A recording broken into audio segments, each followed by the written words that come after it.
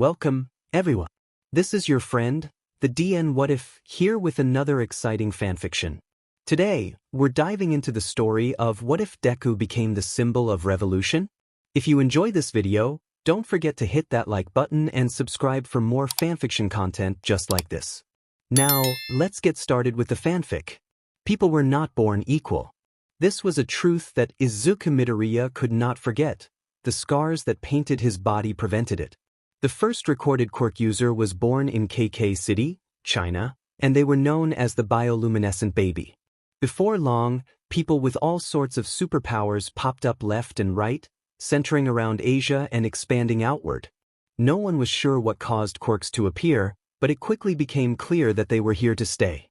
The world's current Quirked population was at 80%. However, that percentage skews the reality of things.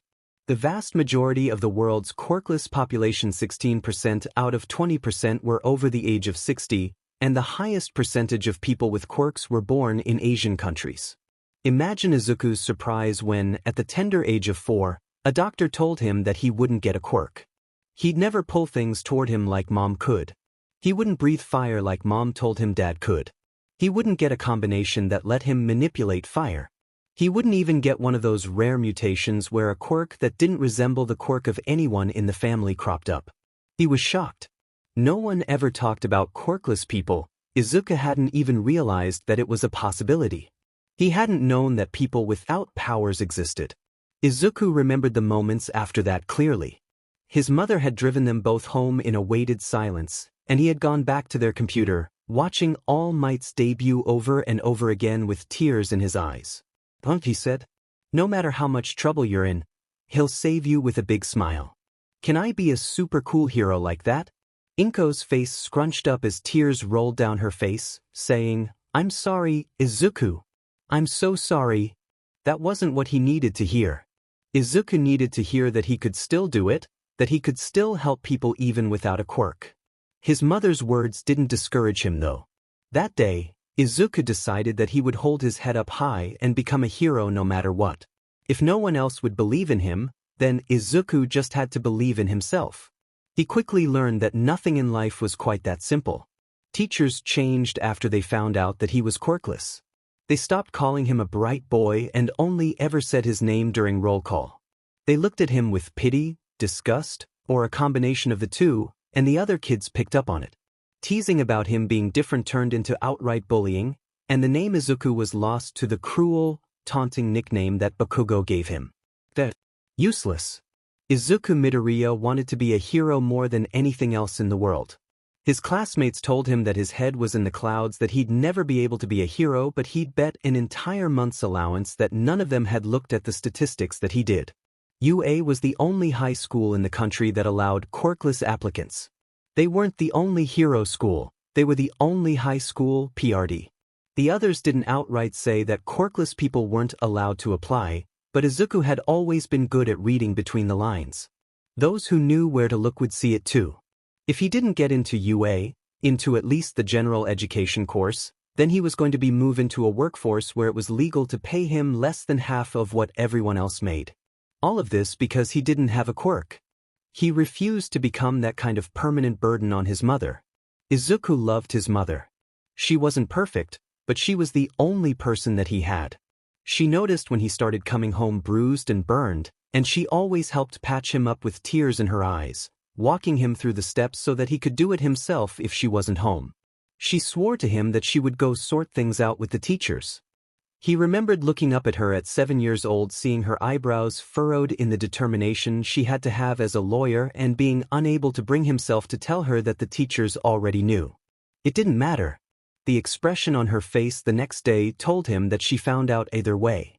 Initially, his mother had been determined to get him enrolled in an online school. She couldn't homeschool him, not with how busy her job kept her, but she wanted him to be safe. No programs would take him.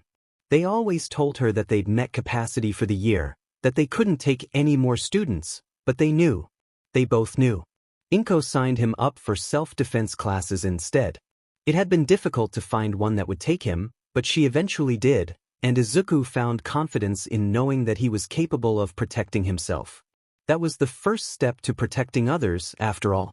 Izuku knew that his mother still didn't believe that he could be a hero. He could see it in her eyes, but when he asked her if he could start Aikido classes right before his first year of middle school, she said yes. He never used anything that he learned in those lessons at school. He didn't want to give Aldra the excuse to expel him. He knew that they'd jump on it and then he'd never get into UA, but as time went by, he grew more confident in his techniques and more sure that he'd get away from his bullies if he was allowed to defend himself. Izuku Midoriya was on the path to become a hero. He would claw his way up from the bottom and ensure that people were never treated the way that he was ever again. However, one cannot forget that a hero to some is a villain to others. You guys are all third years now, so it's time to start seriously thinking about your futures, his homeroom teacher cried out, taking a piece of paper off the top of the stack as he looked over them all. Izuku kept his head down low, jotting down his observations about Mount Lady after he'd seen her debut earlier this morning as his teacher slammed his hands down on his desk. I would hand out these future career forms, but... Papers flew all over the classroom after the teacher threw them. I know you all want to be heroes. There was a cacophony of cheers as everyone else in the classroom started using their quirks. Izuku tensed up briefly before forcing himself to relax. Yes, you all have wonderful quirks. But you know that it's against the rules to use them in school, his teacher chided, putting up a token protest as usual. Nobody stopped using their quirks. Don't lump me in with these losers. Bakugo scoffed. Izuku had stopped calling Bakugo Kachin a long time ago. His mother had sat him down and explained that friends don't hurt you, at least not on purpose, and that what Bakugo was doing was wrong, and it was in moments like this that he wondered if he'd imagined the version of Bakugo that he used to admire. I'm the real deal. These extras will be lucky to become sidekicks to some busted D-lister. His classmates loudly protested that, but his teacher only encouraged Bakugo's ego by saying, Bakugo. You'll be aiming for UA, of course? Izuku could feel himself sinking even lower in his seat, resting his face on one of his arms as he hid from the world. He knew that Bakugo would get into UA. Everyone in the school knew that. It was probably why they never put a black mark on his record, not even when he beat up kids who weren't Izuku. I aced the mock exam. Bakugo screamed as he jumped up onto his desk. I'm the only one here that's got what it takes. I'm gonna surpass even All Might and become #1. And I'll get super rich doing it too. Because your family is already struggling so much, Izuku thought snarkily. With Bakugo's mom working as a model, he'd stopped calling her Aunt Mitsuki after his mom had a falling out with her. Once vague burns started becoming more and more obviously starburst-shaped for Bakugo's father, who was one of the most prominent clothing designers in Japan. His family wasn't exactly hurting for money. Izuku tried not to feel bitter about that, but seeing his mother working herself to the bone on and off the clock to support them was upsetting. He still felt bad for not understanding just how tight the budget was when he was younger. There was a reason why all of his hero merch was several years old at this point. You're also aiming for UA, aren't you, Midoriya? Izuku froze at the sound of his teacher's voice. The entire room went dead quiet as every student in the room turned to face him before bursting into laughter. Midoriya? No way. Good grades alone can't get you into the hero program. I never said that I was going for the hero program, he said, quieting most of the room. UA is the best of the best, but that's not only for heroics. There's support, management, and gen ed courses too, you know. Get real, Deku. A familiar wave of heat came, and Izuku barely jerked his chair back in time to avoid his uniform getting charred alongside his desk. He still tipped backward with the movement, landing on the ground with a grunt as his chair tipped over. Forget all these other extras with their crappy quirks. You're totally quirkless. You think that you can rub shoulders with me? I'm not trying to compete with you at all. Every hero needs a support system, right? I figured that if I can't help people directly, Izuku was desperately trying to de-escalate the situation, but Bakugo seemed particularly angry today. And who would want help from someone as useless as you, huh? You can't even help yourself, much less a hero. I think that you'd be surprised, Bakugo. Izuku let none of his thoughts show on his face. He just ducked his head, relieved when the first bell rang. He gathered his things before sitting back down at his smoldering desk, tuning out the review as he kept writing the details of today's fight down, touching up Kamui Wood's page while he was at it. The rest of the day flew by with little incident, and Izuku had hoped that he would be able to sneak out before anything else happened. Bakugo dashed that hope immediately by snatching Izuku's notebook from his hands. "I ain't done talking to you, Deku." Bakugo's lackeys peered at the cover of Izuku's notebook, laughing at what was written on the cover. "Quirk analysis for my future? Come on, Midoriya. Your creepy notebooks aren't going to help any heroes, Deku. Give it up already. Come on, just give it back. I'm not hurting anybody." Izuku's protest was cut off by the sound of an explosion, and he watched in despair as Bakugo tossed his ruined notebook out of the window. He tried to bite back his words, but he still let out a strangled "why." Bakugo huffed at him. "Stupid Deku. The best heroes out there, they all showed signs of greatness, even when they were still students. I'll be the first and only hero to come from this shitty school. It's all a part of my perfect backstory. Is that why he goes to school here? He lives in the district, but I know his parents offered to send him to a better school. You getting into you, even as some extra, would mar that backstory.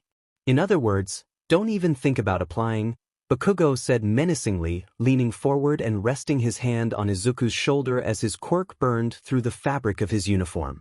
Izuku went quiet, trembling as he bit back a cry of pain. The group of students that were lingering scoffed, starting to walk away as one of them said, "Geez, how typical. Come on, at least say something." "He can't say anything," Bakugo taunted with a sneer that Izuku could hear through his voice alone. "He's always been so lame. Even as a third year, he just can't face reality." Bakugo paused, and Izuku felt ice plunge through his veins at the look that his bully was giving him. "Oh yeah, I've got an idea for ya. Do you really want to be useful so badly? If you do, then go take a swan dive off the roof of the building and pray to be born with a quirk in your next life." Izuku jolted at that, and it was impossible to keep the shock off his face. Bakugo glared at him and popped off more explosions as he said, "Yeah? Got something to say? You've never gone this far. They'd have to give even you a record if I jumped. You realize that, right?" "That's what I thought," Bakugo scoffed. As Bakugo and his lackeys walked out of the classroom, Izuku acknowledged that the burning anger that he'd let simmer for years might be hatred after all. Why is it that someone like him is told that he's going to be a hero every day while I'm ridiculed for even wanting to try? I just want to help people. Bakugo doesn't want to help anyone but himself. Izuku clenched his fist, took a deep breath as he blinked the tears out of his eyes, and exited the school building. He walked around to the pond that his notebook had landed in, digging it out with a sigh. "I'm gonna have to try to dry out the pages and transfer any legible notes to another notebook, I guess." Izuku was glad that his notebooks weren't expensive. He had to rewrite them entirely too often. Izuku was thrumming with indignation on his walk home, grimacing at the rank smell of his pond-soaked notebook as he walked under an underpass. Why is the smell so strong all of a sudden? The manhole that Izuku had just walked past rattled, and he froze, slowly turning around as someone made of sludge rose from the holes in the cover. A medium-sized body to hide in? Izuku ran, but he didn't get far before the sludge enveloped him. Aikido couldn't help him at all here. He couldn't redirect blows if his opponent wasn't solid, and Izuku squirmed helplessly, bitter tears forming once again. "Don't worry, kid. I'm just hijacking your body. Only 45 seconds and it'll all be over." No. It can't end like this. You're my hero." I never thought that he'd come to town. Izuku's hands jerked as he tried to get them out of the sludge, making the villain laugh. "There's no point in that. I'm completely fluid, you know." Izuku's vision was spotting with black. He couldn't breathe, but something about what the sludge villain said rang false. His eyes. I can't die like this." Slowly, one of his hands moved toward the villain's face. It was hard to aim when he could barely see, but Izuku's fingernails managed to scrape the edge of something that felt like a different kind of wet from the sludge. The villain howled, "You littles!" For a split second, the sludge around his mouth was gone, and Izuku took a deep breath before clamping his mouth shut again, preventing the sludge from diving into something larger than a nostril. "Fear not, kid," a familiar voice cried. The manhole hit the roof of the underpass with a resounding clang, and when Izuku looked over that way, his eyes widened at who he saw. "I am here." All Might drew back his fist, Texas? Smash. The shockwave of air completely flung the sludge off of Izuku, but it also knocked him back into the wall. He grimaced as he rubbed at his head, eyes widening in alarm when his hand came back red. The sludge villain was scooped up into 2 soda bottles that All Might was carrying, and Izuku still couldn't believe his eyes as All Might walked over to him. "Are you okay, kid?" Izuku didn't even answer before All Might continued, saying, "Apologies for getting you caught up in my villain hunt. The sewer system was more complex than I had imagined." All Might laughed, and Izuku chuckled alongside him, too relieved to be alive and too excited to see his idol to care about a head wound. "Even small ones bleed excessively, so I should be fine, right? I've had worse. My success today is thanks to you." All Might cried as he grabbed Izuku's notebook. He watched, wide-eyed, as his idol flipped toward the end and asked, "Who should I make this out to, kid?" Izuku Midoriya.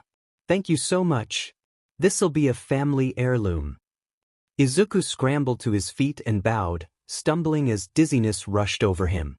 All Might gently guided him out of the underpass before handing his notebook back. "Now then, I must take this fellow to the police. Do you have a phone?" Izuku nodded. "Then make sure to call an ambulance to get your head checked out." That can't be it. Izuku needed someone else to make that call. Quirklessness was heavily discriminated against in the medical field. Doctors and nurses had told both him and his mother that their machines simply weren't compatible with people like him and that the staff's quirks needed to assist with higher priority cases. A scraped knee would class as a higher priority case than helping a quirkless person with anything. A pro battles both villains and time. "Kid. Sorry, but I've got to be going. Until next time." All Might crouched down, and Izuku, in a fit of fear or desperation he wasn't sure, grabbed on. They rocketed through the sky, and Izuku closed his eyes as he clutched onto All Might's leg for dear life. "Hey now. I appreciate your support, but your enthusiasm is a bit much. Let go." All Might started thrashing around, and Izuku held on even tighter, life flashing before his eyes. "If I let go, then I'll die," he shrieked. Thankfully, All Might seemed to accept that and stopped trying to get him off, heading over to a nearby rooftop instead. When they landed, Izuku fell to his hands and knees. Hopefully, the people downstairs will let you out of the building, but I don't have the time." All Might sounded irritated, refusing to even look at Izuku, and was already walking over to the edge of the rooftop. Izuku stood up as quickly as he could, holding out a hand as he said, "Wait. Please. No. I will not wait." Izuku intended to ask him to call an ambulance, but he wound up asking another question entirely. "Even without a quirk, can I still be a hero?" Green eyes closed as he waited for All Might's response. Izuku had promised himself that he'd become one no matter what, but there was still a part of him that was desperate to hear someone, anyone, say yes. He wanted someone to believe in him. All Might was always saying that anyone could be a hero, so Izuku knew that he'd be able to keep going if he heard him say it personally. "Quirks are..." All Might's voice went quiet. Izuku's eyes opened slightly, looking to the ground as he said, "Because I don't have a quirk. I've always been bullied. That's why I want to save people. I want to help them so they don't suffer like I have. I started taking self-defense classes young and I've got over 2 years of Aikido under my belt too." Izuku was desperate for him to understand. He'd been working so hard for this, honing his body and mind alike in his pursuit of heroics. "I want to save people with a fearless smile, just like you." Izuku looked up, freezing when he saw a tall, thin, blonde man standing where All Might was before, steam rising up around him. "A transformation quirk?" He could be an imposter, but he's got All Might's height, coloration, and even his bangs. I guess this explains why no one ever sees you outside of hero work. All Might chuckled nervously, blood leaking from his mouth as he said, "You're correct. I am All Might." "Shouldn't you go see a doctor? That can't be healthy." Izuku felt a bit hypocritical saying that, but it wasn't like anyone would refuse service to All Might. "This happens all the time, kid. I'm fine." All Might sat down with a sigh, looking up at Izuku as he mumbled, "A fearless smile, huh? He's really not like how I expected him to be. I know that all heroes have personas, but still, Don't go telling anyone about this form, kid. I would never. Izuku's voice cut out as All Might lifted the side of his shirt, revealing a massive scar on the upper left of his torso. He barely stifled a gasp. 5 years ago, an enemy did this to me. My respiratory system was nearly destroyed, and I lost my stomach. Even after surgery, the aftereffects have had me wasting away ever since. I can't do hero work for much more than 3 hours a day now. So that's why he kept saying he was out of time. Izuku's eyes narrowed. 5 years ago? There's no way Toxic Chainsaw did this. The scar would look more jagged and less like a crater if he had. This looked like something that spread out from a single, incredibly forceful impact. You've done your homework, huh? You're right, that lowlife didn't do this to me. All Might's let his shirt fall back down, and Izuku wouldn't deny being relieved. It looked so painful. This fight wasn't a public one. Or rather, I ensured that this fight wasn't made public. A symbol of peace, someone who saves with a smile. He cannot be daunted by evil. The thought that there were villains out there strong enough to give All Might trouble was a scary one. Izuku imagined the unease that everyone would feel if they saw All Might get hurt like this, and he understood why All Might pushed himself so hard with the 3 hours that he could work as a hero. People depend on him. Losing him so suddenly or realizing that he could be lost, it'd be a disaster. My smile is far from fearless, kid. I smile to keep the fear and pressure at bay. A pro has to be willing and ready to risk his life at all times. All Might looked at him, and Izuku silently pleaded for him to stop talking. He could already see All Might's answer all over his face. Someone without power. I cannot say that they can become a hero. Izuku didn't even register the tears welling up in his eyes. A strangled whine escaped his lips as he trembled in place, watching All Might walk away like he hadn't just destroyed his dreams. If you really want to help people, then you could always be a police officer, kid. It's not wrong to dream, but you've got to be realistic. All Might threw a wave over his shoulder as he walked through the roof access door, leaving Izuku standing there all alone. But I couldn't. Even if they didn't have quirks that benefited them in investigations or on the field, police officers were required to have quirks. It was hidden in the fine print, but they refused to allow liabilities on the field. Quirkless people were always considered liabilities in the eyes of the law. Izuku sobbed. His vision blurred with tears, and for a long, painful moment he looked over at the edge of the rooftop. Bakugo's taunt echoed in his head. Izuku took a single step toward the railing before stumbling backward, rushing down the stairs and out of the building as quickly as he could. He was terrified of giving himself a chance to change his mind. It doesn't mean anything, right? He thought as he walked home, rubbing his eyes. Everything is the same. No one believes in me, but that's nothing new. I just have to. Izuku paused when he heard explosions, looking over at a crowd that had gathered to watch another villain attack. Before he even realized it, Izuku wandered over to join them, and his eyes widened in horror when he saw the sludge villain wreaking havoc. Did All Might drop him because of me? This is my fault. Why aren't the heroes doing anything? Looks like the villain grabbed some kid. Someone else is enduring that pain? Because of me? I'm so sorry. Someone will come to save you soon, so just wait. Izuku paled even further when he saw familiar red eyes peering out from the sludge. That's... Bakugo isn't but no one deserves this. Izuku had never seen Bakugo look so afraid before. He opened his backpack, pulled out a pair of scissors and a few sharpened pencils, and dropped it at the front of the crowd before bursting through the blockade by ducking between death arms and a police officer. Get back here, you moron. Are you trying to get yourself killed? Izuku tuned them out.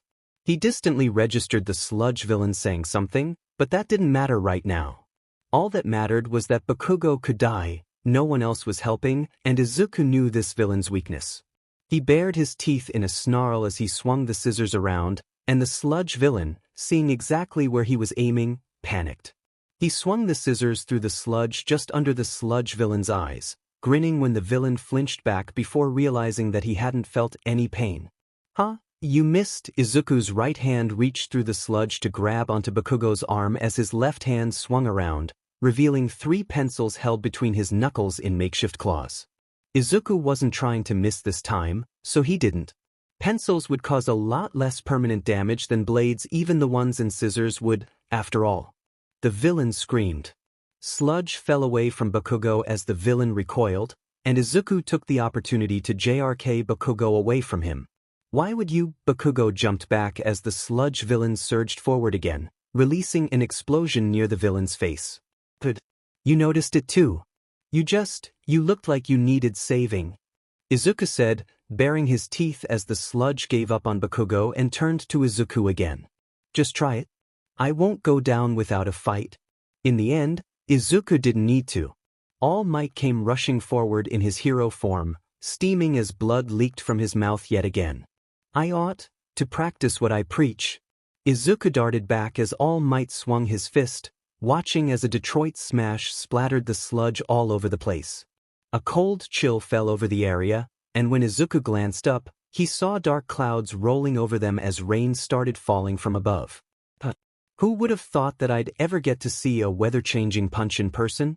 The crowd of civilians was just as awed as he was, and the heroes that had been standing by before came together to gather the sludge villain up. There were more heroes here than I thought. Backdraft, Indy Lady, Kamui Woods, Death Arms, Slugger. Why did none of them do anything? Death Arms marched over to him and chewed him out for illegal quirk usage and needlessly putting himself in danger, and Slugger wasn't far behind him. Izuku knew that saying he didn't have a quirk to use illegally would only make things worse, so he just sat there quietly and let them yell at him until they huffed about him, not even listening, and walked off. Bakugo, on the other hand, had impressed a couple of the heroes with his quirk. Izuku tried not to let it sting that Bakugo was already being offered sidekick positions when Izuku was the one that saved him. It's not like I did it to be recognized, but still. After insisting that he was fine, Izuku escaped the paramedics. He refused to give them his name. They would know if he did, and started walking home. Mom's gotta be worried sick. I should probably call her. Oi, Deku. Izuku blinked, looking back at where Bakugo was standing. Why'd he follow me when he was getting the hero's attention? I never asked you to save me, you got it? I could have beaten him myself. How dare some Quirkless failure pity me? Are you trying to win me over? It won't happen, so stop effing mocking me. Bakugo spun around after saying his piece, and Izuku watched him go with a sigh. Honestly, his refusal to accept help isn't going to do him any favors as a hero. Izuku resolved to wipe his hands of this entire incident, putting both Bakugo and All Might words out of his mind. Today was proof that I can do it. I probably wouldn't have been able to get away from the sludge villain the first time without All Might's help, true, but that doesn't change the fact that 5 licensed heroes stood around as I saved Bakugo with some school supplies and determination. Who cares if they never take me seriously? I can still save people. Izuku cared. Izuku cared a lot, but he would learn how to deal with it if it meant that he could do more of what he did today. He sighed, turning back around and continuing on his way home. Suddenly, All Might rushed out from a side street and stood before Izuku in his hero form. It can't be good for him to push it like this. As if the thought had undone a spell that they were both standing under, All Might reverted to his other form with several bloody coughs. I've come to thank you and revise what I said earlier. I also have a proposal for you. What? Did he change his mind? Without you. If I hadn't heard your story, then I would have stood among the crowd and done nothing, resigned to being out of time. Izuku shook his head frantically. That was my fault in the first place, though. You never would have dropped him if I hadn't grabbed onto you. Maybe so, but that doesn't change the fact that, of all the people on the scene, it was only you, timid and quirkless, that acted. You inspired me. All Might looked at him with a smile, and Izuku could feel hope rising within him. Most of the top heroes show signs of greatness from a young age. Many of them claim that their bodies moved before they could even think. Their longing to save others spurs them forward, no matter the consequences. That's what happened to you back there, yes? Weiss, Izuku stammered, tears welling up in his eyes. I just wanted to help him. I couldn't stand there and watch. Young Midoriya, you can be a hero. Izuku sobbed as he fell, and his poor, abused knees would definitely need to be iced after a day like today. He didn't care how much he hurt or how sore he was right now, though. He'd finally heard the words that he'd wanted to hear his entire life, and his idol was the one who said them to him. I changed All Might's mind about a quirkless hero, and I believe that you're worthy of inheriting my power. Izuku blinked at that, looking up to All Might with a dumbfounded expression. Huh. All Might burst into laughter. What's that look for? I did tell you that I had a proposal. The real work starts here. I'm asking you if you want to accept my power. What does he mean by that? I'm talking about my quirk, young Midoriya. All Might held his hand out to him, helping Izuku to his feet. Everyone speculates that my quirk is some form of super strength or a power boost, but it's nothing quite so simple as that. I always dodge the question with a joke during interviews because All Might, the symbol of peace, has to be seen as a natural-born hero. Is he implying that? However, in truth, my quirk was passed down to me from another. And now, it could be your turn. Izuku was so shocked that he couldn't say a word.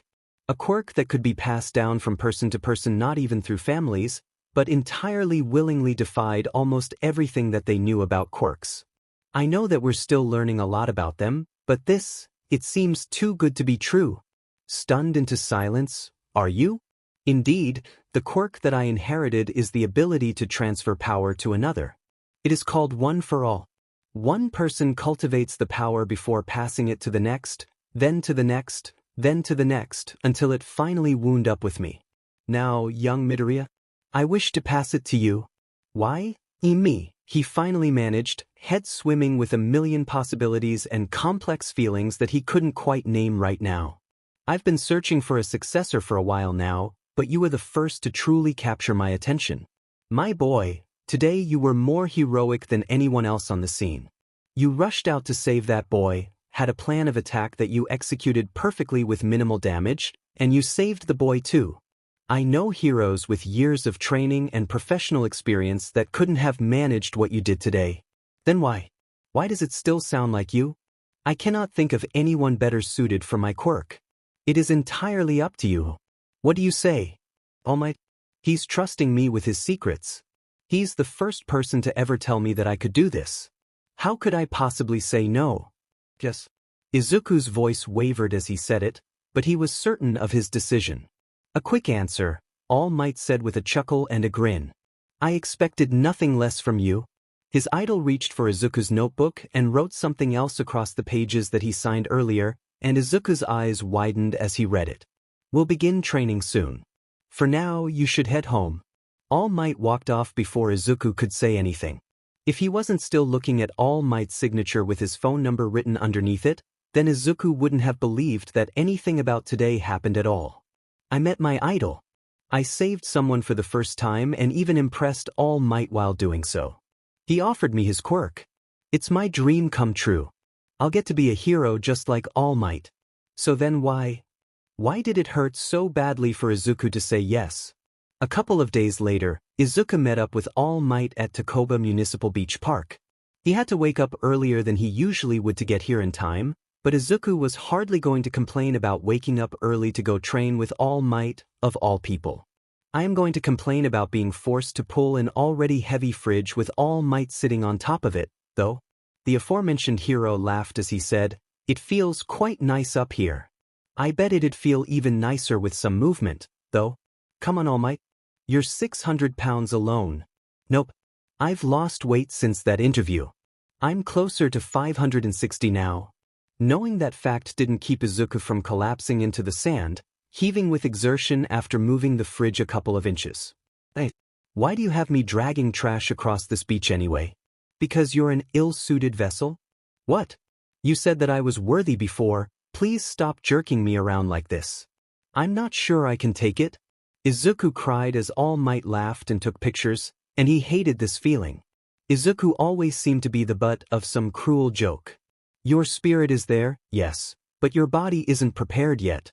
One for All binds the physical strength of many people into one. You've got some lean muscle from your training before, but that's not enough to handle this power. Your limbs would probably pop right off. Oh, so you wanted to bulk me up by having my haul trash? That was a relief. All Might didn't seem like the kind of person to lie to his face like that, but Izuku had worried that he might have changed his mind. Exactly. But that's not all. All Might dropped down from the top of the fridge, knocking his hand against one of the top corners of the appliance and crushing it. I did some research on this beach, you see. This one section has been covered in trash for years. Izuku nodded. Yeah, I remember reading something about ocean currents dragging a lot of stuff to this spot. People took advantage of the buildup to dump their junk here too, even though they shouldn't. Locals avoid this place like the plague. The heroes of today only want fame and glory, All Might said, and Izuku couldn't help thinking of Bakugo. But being a hero is about volunteer work. It doesn't matter how unglamorous a job is, it's a hero's duty to help. So, All Might crushed the entire fridge beneath his fist.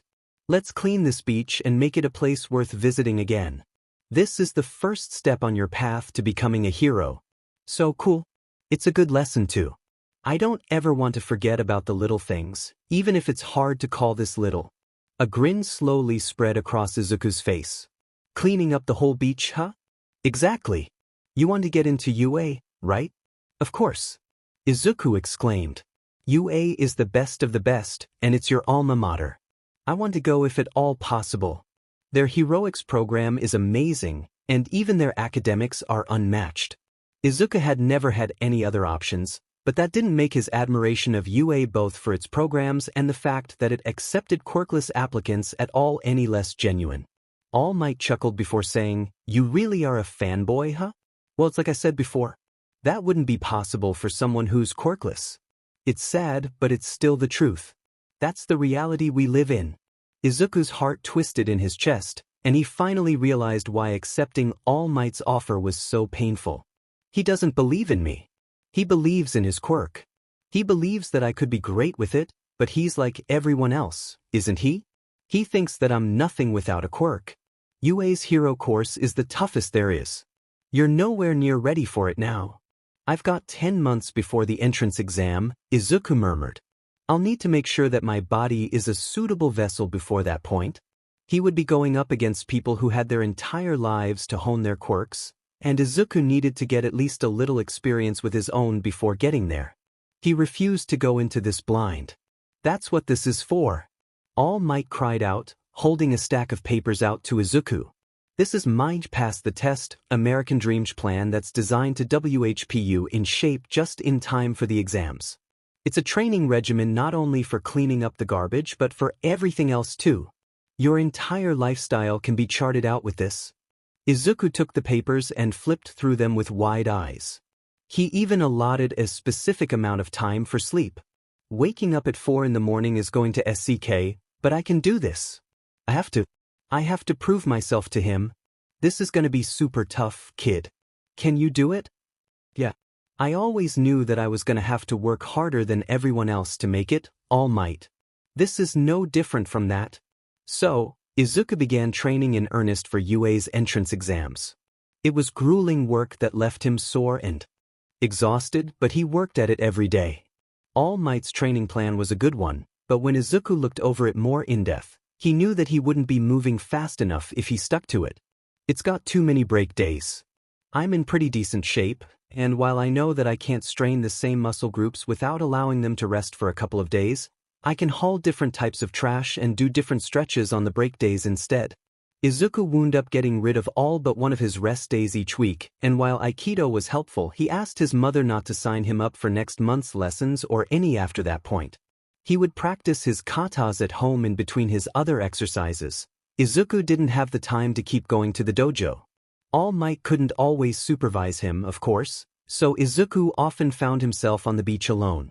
He left the bigger pieces of trash alone unless he had supervision, but Izuku didn't need someone to watch him as he moved bottles, tires, and desks over to where they loaded up the truck. If his arms needed to recover, then Izuku would bring rope, tie trash to himself, and drag it instead. He made it work. At first, All Might seemed concerned by how quickly Izuku was making progress on the beach, but as time went by with no sign of Izuku overworking himself, his mentor allowed him to keep going as he was. Izuku's mother watched him charge forward with determination, and though he'd hesitated to bring the meal plan to her, She helped him with a warm smile and a determination that mirrored his own. Finally, 3 months before the entrance exam, Izuku had done it. Takoba was spotless. He sat down heavily on the sand, watching the sunrise that hadn't even been visible over the piles of trash when he first started this. It really is appealing. Oh my goodness! All Might exclaimed. You went above and beyond both in time and scope. There's not a speck of trash, not even in other sections. Izuku turned back to All Might with a massive smile. Told you I could do it. Now we have time to practice with One for All too. I'm so proud of you, young Midoriya. You've worked harder than even I expected of you. Don't doubt for a second that you've earned this power. That being said, All Might reached up the top of his head, plucking a hair from it. Eat this. What? Izuku felt like he was being punked right now. One for All has to be passed down by ingesting DNA. A strand of hair is the most sanitary and safe way to go about that. Oh, Izuku hesitantly took the hair, steeling himself before he brought it to his mouth. He gagged trying to swallow it, but it did eventually go down. Izuku drank a lot of water afterward, trying to get rid of the unpleasant, tickling sensation in his throat. I don't feel any different. It takes some time to work, my boy. Don't worry. For now, why don't you go home, rest, and spend some time with your mother? No more than light exercises, and I mean it.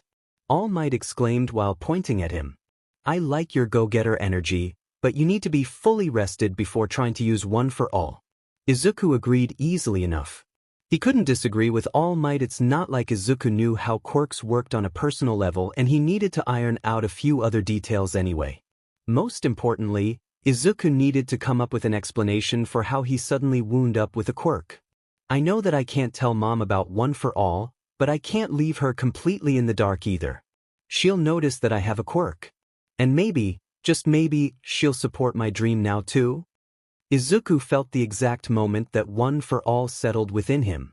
A rush of power flooded his veins while he was formatting a page for analyzing his own quirk, startling him so badly that he almost snapped his pencil in half. Oops. I didn't expect there to be so much energy, but I guess that makes sense if it's been cultivated by so many people. Maybe I could register it as an energy quirk? The last thing I need to do is draw attention to myself by having a quirk too similar to All Might's. That wouldn't work if I transform like he does, though. The thought kept nagging at him, and everything circled back around to Izuku needing to see what One for All looked like to come up with a cover story. Mom wouldn't buy me deciding against testing One for All, not with the way that I dissect quirks. It should be okay as long as I don't try to do anything with it, right? Izuku hesitated for a few moments before throwing caution to the wind. He took a deep breath, activated One for All, and immediately grimaced at the rush of power that burned through him. Only his experience with being quiet through pain kept him from screaming out, and he sucked the quirk off with a gasp of relief. Luckily, Izuku hadn't managed to hurt himself. He checked, but he was stumped about what to do now. I didn't even get the chance to see if One for All looks any different for me. How am I supposed to use it if I'm in blinding pain just by turning it on? There was way too much power, so how am I supposed to? His eyes widened as he realized something. All Might doesn't use his full power all the time. He can crush fridges with almost no effort, and using that kind of force against people would kill them. One for All isn't a light SW, it's a water valve. I have to only let a stream of power through instead of the whole waterfall. He didn't want to push his luck, but Izuku knew that his mother was right in the other room working through case files. If he wound up hurt this time, then he could call out for her. He closed his eyes and braced for it before slowly, steadily, letting a trickle of power flow through him. He stopped turning the valve as soon as the power started edging toward being painful again, and Izuku opened his eyes, gasping when he saw green lightning arcing around him. Is this excess energy sparking off of me? It's not damaging anything it touches, so I think that it's just a visual thing. I guess this is my equivalent of another form. Izuku grinned wide, eyes shining with glee. This works perfectly. I can pass One for All off as an energy quirk with no issue. Green lightning faded from existence as Izuku turned the quirk off, grinning as he pulled out an empty notebook, grabbed a pencil, and started writing.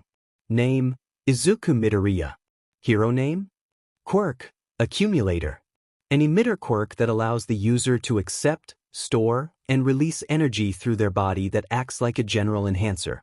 The user currently has a cap of about 5% of his maximum energy output before getting backlash. Quirk backlash includes crippling pain once the user surpasses that threshold.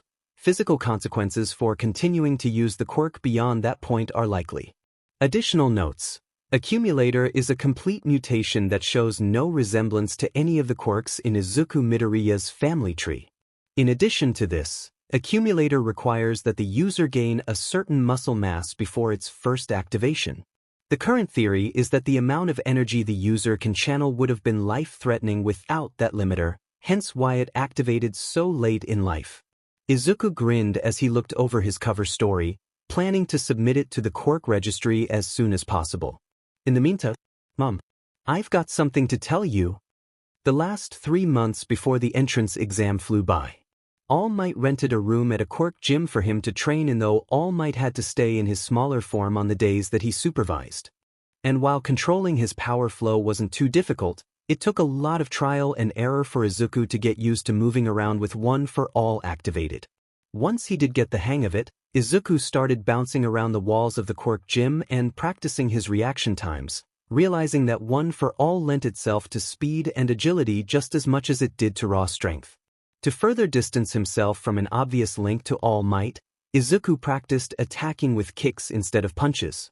While it took a lot of effort for him to mesh shoot style with his Aikido training, Izuku blended the mobility required for both in a way that made it hard for opponents to guess whether he'd spin around and kick them with a quirk-powered blow or redirect their attacks with his hands while targeting their joints to immobilize them. By the time that February 26th rolled around, the day of the entrance exams, Izuku felt more prepared for this than he ever could have dreamed of. "You're already a force to reckon with, my boy. I have complete faith that you'll pass this exam with flying colors, plus ultra style." Izuku grinned as he walked toward the train station by All Might's side. "You think so?" he asked with a tilted head. "I know so. Have some confidence, young Midoriya. You've come far since I met you." "Thanks," he murmured. Izuku hadn't been able to completely silence the weird blend of genuine happiness and aching sadness that cropped up every time that All Might complimented him. Said compliments tended to be linked to One for All in one way or another, even if it was something that Izuku didn't need the quirk to figure out, but that didn't make him any less grateful for the advantages that All Might had given him. "I won't let you down." Izuku was shaking with anticipation the entire train ride over to UA, and he nervously fidgeted with the yellow straps of his backpack as he approached the Hero Course examination site. He recognized uniforms from middle schools all over Japan, everywhere from Hokkaido to Kyushu, as students just like him walked down the brick path and toward a test that would permanently alter their futures. "No pressure or anything. What are you doing here, Deku? Thought you were applying for support or some sheet." Izuku turned to face Bakugo with a smirk as he said, "I only said that there were other courses at UA. I never said that I was applying for them." Bakugo didn't need to know that Izuku was applying to general education as a backup. While the general education program still wasn't easy to get into, it was the only exam based solely on the basic written test. Izuku didn't have the time to take the practical support exam or the second written management exam in addition to this one, and Bakugo snarled at him as he walked around Izuku, shoulder checking him as he did so. I hope that weird peace that's been between us since the sludge villain doesn't change because of this. Everyone has been leaving me alone for once." The footage that the news station aired didn't mention his name or show his face, but people at their school recognized the Gakurin. They also recognized the backpack and notebook that Izuku had dropped right before rushing out. They knew it was him. Even the teachers had started eyeing him warily any time that he took notes in the months afterward, and Izuku had been so wrapped up in his training plan that it took him ages to realize that they were afraid of him. "Honestly, did they think I was gonna go for their eyes next?" he thought snarkily, freezing when he realized that they may have. Izuku shook it off and walked forward, so caught up in his musings that he didn't notice a loose brick on the path. The tip of his shoe got caught underneath it, sending him pitching forward. Izuku scrambled to get into a rolling position. It would still hurt to roll out of a fall on brick, but it would hurt less than falling outright. But his stomach jerked as he floated upward instead. He looked over at a girl with brown hair and eyes, seeing that she had grabbed his backpack as he floated upward. "Are you okay?" He blushed and nodded before saying, "Yeah. Thank you." The girl guided him back to the ground before pressing her fingertips together, and Izuku could feel the weight of his backpack again afterward. A gravity manipulation quirk? Those are pretty rare. And she not only floated my backpack but completely lifted me off the ground with it too. She must be able to control how much she affects something's gravity. I'm glad. It's a bad omen to trip and fall, you know, the girl said with a bright, sincere smile that Izuku was unused to seeing from people his age. His face only grew redder. "This is nerve-wracking, huh?" "Yeah, it is," he murmured. "My name is Izuku Midoriya. Thank you again for catching me. Ochako Uraraka. I better get going, but good luck." Uraraka waved as she walked off, and Izuku smiled before saying, "Good luck to you too." He walked forward, determined to do his best in the written exam. If everyone at UA is even half as nice as her except for Bakugo, I can't even hope that he doesn't get in, then maybe I'll make friends this year. After the written exam was over, Izuku made his way to the auditorium where everyone would be prepped for the heroics exam. He felt his soul briefly leave his body when he realized that he was stuck sitting right next to Bakugo, preemptively clamping his hand over his mouth to make sure that he wouldn't piss the ticking time bomb off with his muttering, "Welcome everybody. Can I get a hey?" Present Mike yelled. The auditorium was filled with students who were all a blend of terrified and determined, so despite the hero's best efforts, silence was his only answer. "You're all so refined. Cool, so I'm here to present the guidelines for your practical exam. Are you ready?" Silence once again. I feel kinda bad for him right now. I'd answer if Bakugo wouldn't ream me out for it. Alright then, listeners. We'll get right to it. The practical simulates cityscape maneuvers and lasts for 10 minutes. You're allowed to bring in whatever you want, and everyone will be directed to their assigned testing location afterward. Izuku glanced down at the ID that he'd received from the school before looking over to Bakugo's and smiling when he saw that they were being sent to different testing sites. It's probably to keep friends from middle school from helping each other, but they've saved my skin here. Each site is swarming with 3 different types of faux villains. Present Mike continued. Points are awarded to test takers who defeat them. 1-pointers are the easiest of the bunch, but you have to wreck a bunch of them for it to add up. 2-pointers are a good middle ground opponent, but you'll probably be competing against more people if you go after those. 3-pointers are the most powerful of the lot, so they'll probably take longer to disable than the other 2 types. Present Mike laughs at the tense silence. You've got to take down the enemies while prioritizing what makes you shine best, listeners. Use your quirks to disable the villains and earn points. That's your goal for today. Of course, attacking your fellow competitors is strictly forbidden and grounds for rejection from any course at UA, so keep that in mind. UA really is going to be good for me, he thought with a hum. Izuku looked over the handouts that they'd all been given, looking at the robot that was labeled as a 0-pointer.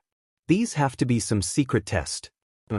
One will want to waste time on them, so if they wind up being any kind of threat, then it'd be a good way to test for those who will help people in danger without any benefit to themselves. Izuku wasn't sure if that was what the 0-pointers were for, but he also wouldn't put it past UA to subtly look for things like that. "May I ask a question?" A voice cried out right before Present Mike could go to the next slide. It was like the entire auditorium turned toward the source of the voice at once, but the applicant remained undeterred, still standing as he waited for Present Mike's response. "Sure thing, listener. There appear to be 4 different types of faux villains on this handout. Such a blatant error assuming that it is one is incredibly unbecoming of a school as prestigious as you. Nice catch. To answer your question, examine 7111, the 4th faux villain is exactly what it says on the tin. Defeating it doesn't give you any points at all, it's really more of an obstacle than anything else. There'll only be one of them at each site, and they'll rampage at close quarters. Understood. So it's like a gimmick to be avoided. Thank you, sir. I apologize for the interruption. No worries at all, Present Mike reassured the student. Coincidentally, that's all I've got for you today, listeners. I'll leave you all with this piece of advice. As Napoleon Bonaparte once said, True heroism consists in being superior to the ills of life, in whatever shape they may challenge us to combat. Go plus ultra. Best of luck to you all. Is that a hint?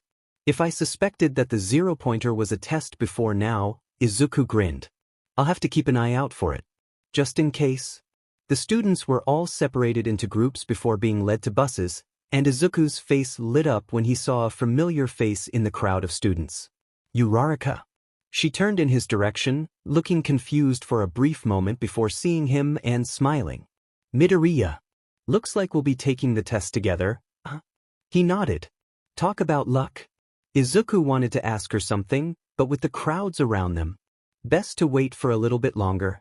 The two of them talked idly as they waited to board the bus, sitting together once they were led on. Izuku turned to Uraraka right away, eyes gleaming as he asked, "You've got a gravity manipulation quirk, right?" He made sure to keep his voice down. He didn't want the others catching on to what they were doing, but he couldn't keep the grin off of his face if he tried. Yeah, I call it zero gravity. I take away an object's gravitational pull by touching it with my fingertips. You figured that out just by seeing it once? Uraraka glanced around as she said this, volume matching Izuku's. The nervous chattering around them would have drowned out their voices anyway, but there was no harm in being cautious. Do you want to team up? He whispered. Is that allowed? There aren't any rules against it. We'd have to make sure that we both took out robots. I'm not sure if our points would be split for working together or if we'll only get credit for the ones we destroy ourselves, but that won't be an issue. We could definitely help each other. Uraraka hummed as she gave him an unexpectedly shrewd look. How would we work together? My quirk is called Accumulator. It's an energy-based emitter quirk that acts as a general enhancer. I have to be careful not to use too much power, but Izuku met her eyes with determination lining his features. I'm faster and stronger than most people. You need to get close to the robots to use your quirk, right? Benjamin. Just as a warning, I get super nauseous if I float too much at once or if I float myself. That's not a problem, he reassured her. If I carry you around, then you'll be able to get to the robots faster while watching my back and acting as an extra pair of eyes. It'll also give you time to recover from the drawback of your quirk. If you start feeling sick, then we can switch over to me taking them down with kicks. We could both rack up points and keep each other from getting too worn out by going full throttle the whole time. Besides, Izuku gave her a savage grin before saying, "You heard present Mike, right? Talking about battling life's evils in multiple forms while also having an obstacle robot practically screams hidden test. Heroes aren't just supposed to beat the bad guys, they're supposed to save people. In the field, we'd need to work together for the greater good. You think there might be extra points for doing something like this?" she gasped quietly. Izuku nodded eagerly. "I can't guarantee it, of course, but they set this up as a competition for a reason. How do you think we'll look if we work together despite that?" "Like heroes," Uraraka answered him with a grin of her own. "Count me in. What are you thinking?" They spent the rest of the bus ride plotting together, laughing delightedly as they planned for increasingly absurd scenarios. Several applicants looked over at them uneasily, unable to hear what they were saying but fearing the aura that radiated out from them both. Izuku and Uraraka stuck close to one another once they got off the bus, and as soon as everyone was off, the two of them walked as close to the gate as they could get. Izuku crouched down so that Uraraka could climb on, and she did so without hesitation. We can't be sure when the test will start, after all. Best not to waste precious seconds. The volume of whispers around them increased after Izuku stood back up, and outraged spluttering grew closer as the same student that had interrupted present Mike approached them. "What on earth are you two doing? This is improper. Are you not taking this exam seriously?" Izuku was going to answer him, but a single finger lightly tapped on his left shoulder before he could. He looked up and at the direction that Uraraka silently indicated for him to, grinning when he saw a faint move on the giant podium that overlooked all the testing areas. He remained silent, putting one foot in front of his other as he bent forward slightly. "Hold on, Uraraka," he murmured. She nodded, lacing her hands together around his neck while holding her pinkies out. "And begin." Izuku took off like a shot, green lightning arcing off him as he and Uraraka whizzed through the gates. A dozen robots were waiting for the applicants right at the front, and Izuku weaved between them all with a feral grin. Uraraka brushed her hand against 5 of the 12, sweating slightly as they floated up. He shifted stances to let him tear through the remaining 7 robots with superpowered kicks. As soon as the robots on the ground were nothing but rubble, he darted a safe distance away from the floating robots. Uraraka pressed her fingers together, letting them crash to the ground. The robots crumbled at the impact. 9, she hummed. Not bad. 15. I'll have to make sure you get a chance to let go of them sooner, sorry. The 2 of them had agreed to count out loud so that they kept the points as even as they could. It'd be a bit harder to split them evenly when they came across clusters like this, but Izuku would just make sure that she got the next few stragglers to balance it out. It's fine. Let's go. What are you waiting for? Applicants 7159 and 7127 have the right idea. You don't get countdowns in real life. The rest of the applicants in their area finally came rushing out of the gates, snapping out of their shock at present mixed words. Izuku and Uraraka were long gone by the time the rest of them ran through the piles of mangled robot parts. Adrenaline rushed through Izuku's veins as he rocketed through the air, leaping high enough that they got a good vantage point on the robots below them. He landed in front of a group of 4 3-pointers, dancing around the lasers and RBB bullets that targeted them as soon as they touched the ground. Uraraka got all 4 of the robots up into the air, and Izuku sprung back up to a nearby roof to get away from them. She released her quirk as soon as they were in the clear, shouting, 21. A group of 2 2-pointers and a 3-pointer had Izuku saying, 22. The 2 of them both took out several 1-pointers when they come across a swarm of them. Izuku suspected that they were rising into the arena from this area. UA would run out of robots way too quickly if they didn't keep adding them throughout the exam, with Izuku and Uraraka both earning 9 more points. They left the area after, wanting to go after robots with a higher individual value. They landed on a nearby rooftop, nodding at an applicant with several arms that had ears on the end of them. Looks like we're not the only ones scouting. The applicant jumped down whenever he heard something gliding on the skin that connected his arms. Like a flying squirrel, a sharp tap on his right shoulder pulled Izuku out of his head, and he raced toward another group of robots. 5 3-pointers were harrying a blonde guy with a laser quirk. A couple of them were sparking, but the other student's quirk couldn't stay active long enough to destroy the most durable robots in the exam. Uraraka tapped 3 of them before shouting, SW. Izuku rushed in and kicked the other 2, grabbing the blonde before jumping away from the area so that Uraraka could drop the 3 she had floating. 39 and an assist, she whispered. 37 and an assist, he mumbled as he sat the laser guy down. Merci, Miss Amy's. I'll be sticking to the 1 and 2-pointers from now on. They both wished the guy luck as he ran off, taking to the skies again right afterward. They came back down when they saw a few applicants trapped under rubble and the remains of robots, and Uraraka briefly hopped down to float the debris up while Izuku lifted them and moved them into out-of-the-way buildings, one by one. Only 3 minutes left, listeners. When Izuku regrouped with Uraraka, she was looking pale and shaky. He crouched down for her to climb on again, but this time she said, I'm almost at my limit. You don't have to keep carrying me around. I'm not gonna leave you behind, he said with a wide smile. We've come this far together, right? I still need an extra set of eyes up there. All right. Once she was holding on again, Izuku leapt up to another rooftop. That was when the entire city started to tremble, and they both watched in horror as a giant robot destroyed entire skyscrapers as it walked down the street. This is the 0-pointer. Isn't it a bit overkill? There's gotta be more to it than an obstacle. So, we're definitely running toward that, right? Izuku nodded. Robots can malfunction, and it's almost impossible to predict how rubble will fall. Someone could get buried, stepped on, or hit so hard that, well, Izuku knew why UA had parents sign consent forms now. Uraraka's grip on him tightened. Then let's do this. The aftermath of what the 0-pointer had already destroyed was horrific. With everyone else running away from the robot, they had hoped that the people running alongside them would help them if they stumbled. The people that were left behind needed their help more.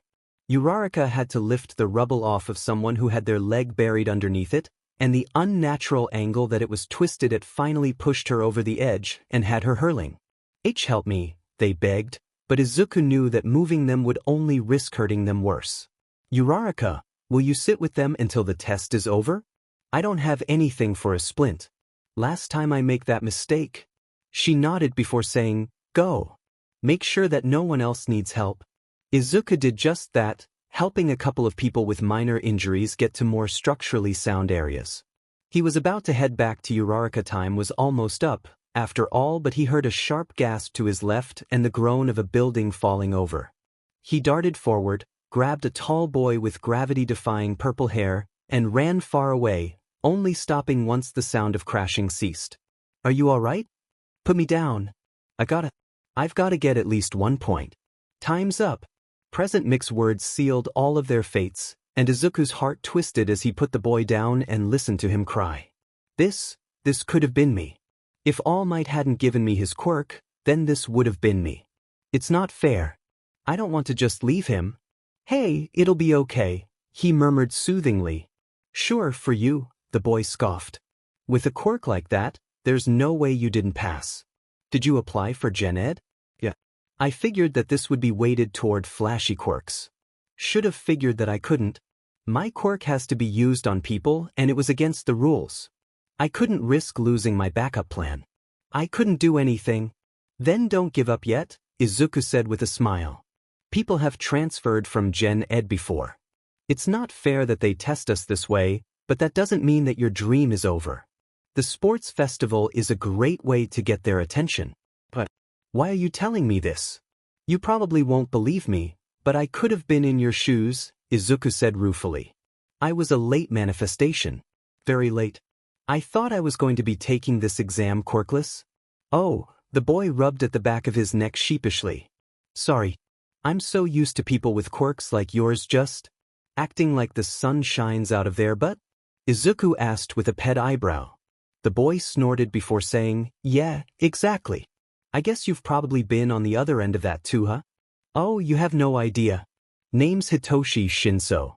Thanks for the save and the advice.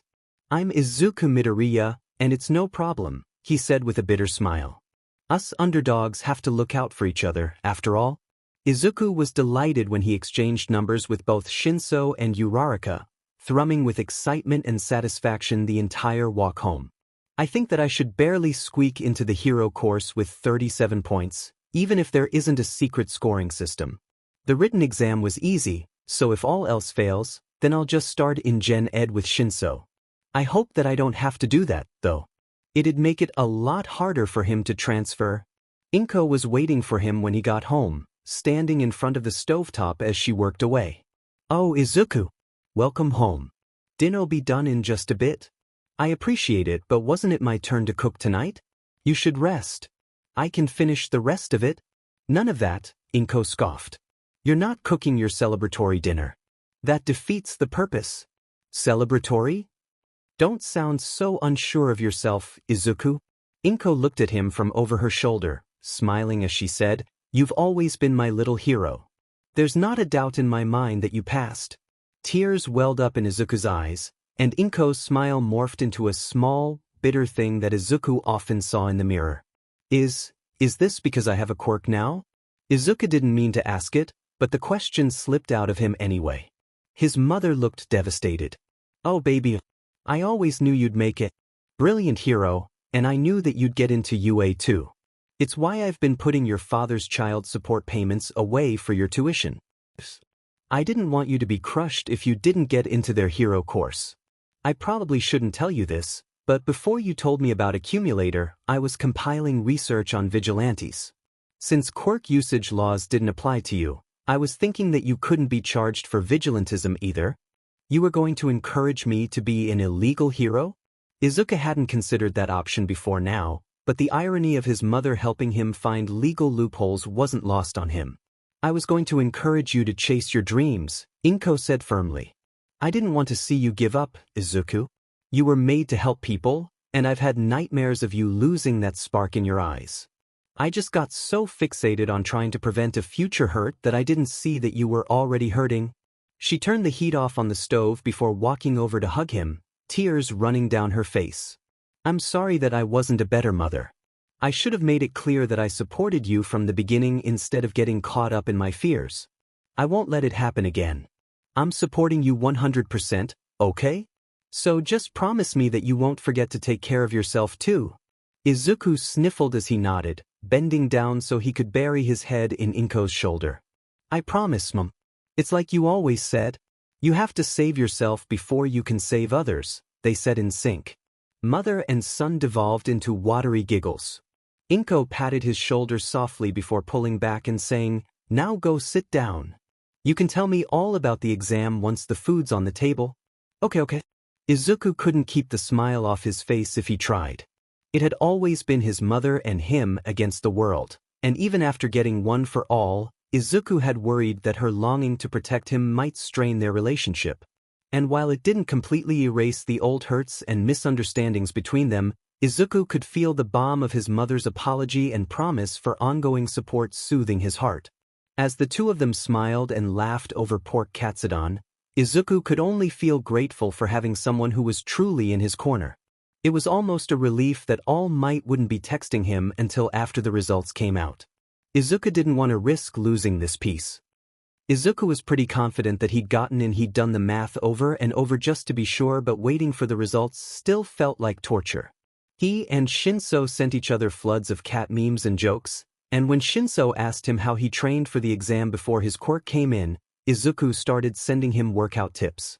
They hadn't met up since the entrance exam, but Izuku knew that he could consider Shinso a friend now. Uraraka, on the other hand, wound up visiting a couple of days after the exam. His mother insisted that she needed to meet the friend that partnered up with Izuku, so Uraraka came over to eat lunch with them. The three of them talked about hero costumes and how Izuku and Uraraka could use their quirks together, and when Uraraka had shakily asked Inko how she could be sure that Uraraka got in, Inko had told her that there wasn't a doubt in her mind that they'd both crushed it. They quickly learned that Uraraka was a crier too. A week after the entrance exam, the letter from UA finally came. Izuku was finishing up his daily stretches when Inko knocked on the door to his room, saying, "Izuku, the letter's here." "It feels like there's more than a letter, though. I'll be out in just a second." After cooling down, Izuku opened his door, smiling as his mother all but shoved the envelope at him. "Huh? It's oddly heavy. What did they put in this thing?" Izuku hummed before walking over to his desk and sitting down, fidgeting with the edge of the envelope anxiously. "Do you want to open it privately, Izuku?" He turned back to face Inko and shook his head. She walked into his room with a gentle smile, resting her hand on his shoulder as she said, "I'm proud of you no matter what, okay? But you don't have to be nervous. You've got this, right?" Izuku tore open the envelope, blinking in surprise when a metal disc fell out of it. He poked a small button that was on the front of it, and a holographic projection of All Might flared to life. "What? This is from UA, so why is All Might?" "This is a projection," the holograph All Might cried out, breaking the stunned silence that both Izuku and his mother had fallen into. Either they asked him to do the projection since he was in town anyway, or Inko's voice trailed off, and Izuku realized what she was insinuating a few seconds later. "I'm in town for one reason only. I've come to teach at UA." Izuku found himself feeling conflicted about that information. On one hand, it'd be nice to have someone at the school that knew the truth of One for All, but on the other hand, All Might had proven that he wasn't the best teacher. Izuku's progress had been made almost completely on his own. It doesn't seem very smart of them to announce that. It'll get out before long, and having All Might at you will make everyone there a target, his mother muttered, eyebrows furrowed. "It is UA, though I guess it'll be fine. Young Midoriya, you passed the written exam with flying colors, earning 97 out of 100 points. Izuku blinked. "Really? I thought I got closer to a 93. That's my baby." Izuku blushed at his mother's words, thankful that the projection started talking again right after. "You also earned 37 villain points. That alone would be just enough to get you into the hero course, however. There was more to the test than that. Look at the screen for just a moment." All Might's holographic form pointed to a blank screen in the room he was standing in. Video footage of Izuku leaping around with Uraraka showed up on the screen, the two of them stopping to help others along the way, both before and after the zero-pointer was released. We've never seen such a collaborative effort between two applicants before. You and young Uraraka not only work together to take down more robots than you would have alone, but you also work together to save your fellow applicants whenever they got themselves into trouble. What kind of hero school would we be if we didn't reward that heroic behavior? I knew it. There were also rescue points. With the combination of your save of young Aoyama, relocating injured applicants, and your actions regarding the zero-pointer, you earned 59 rescue points. Izuku Midoriya. Ochako Uraraka was shortly behind you with 54 rescue points. The screen changed from the paused video of him and Uraraka, showing the overall results. Izuku gaped when he saw that he was at the very top. Congratulations, young Midoriya. We all look forward to seeing what you can do. The projection fizzled out now. Izuku stood up, trembling with shock as he turned to face his mother. I'm at the top. Mom, did you see that? 96 points. And Uraraka was only 3 lower. We both beat Bakugo. Tears welled up in 2 identical pairs of green eyes. I'm so proud of you, Izuku. You're going to do amazing things. The night after he received his acceptance letter, Izuku went to meet up with All Might at Takoba Beach. Congrats on passing, kid. You really impressed everyone. Izuku blinked at the absurdity of All Might offering him a high five before shrugging and slapping their hands together. I wanted to tell you that UA doesn't know I taught you. You seem like the type to be worried about favoritism. That's good to know, but I wasn't worried about that. If nepotism had any influence on my score, then Uraraka wouldn't have been right behind me. So, you're teaching at UA this year?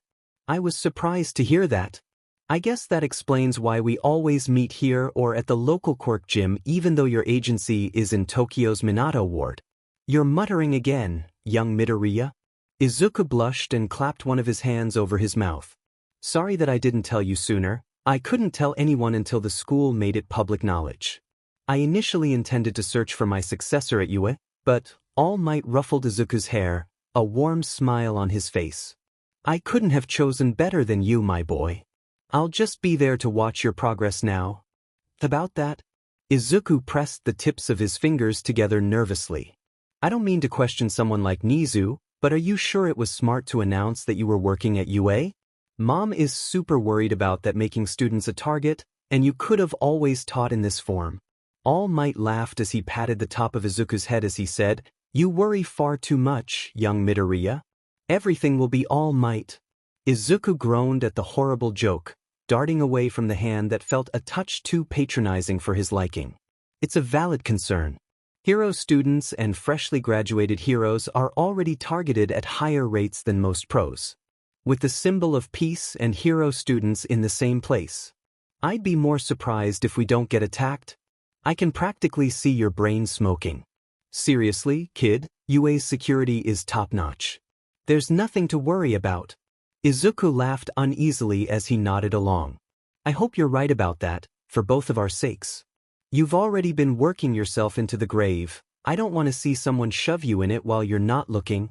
A few days after that, Izuku and Bakugo were both called into the principal's office.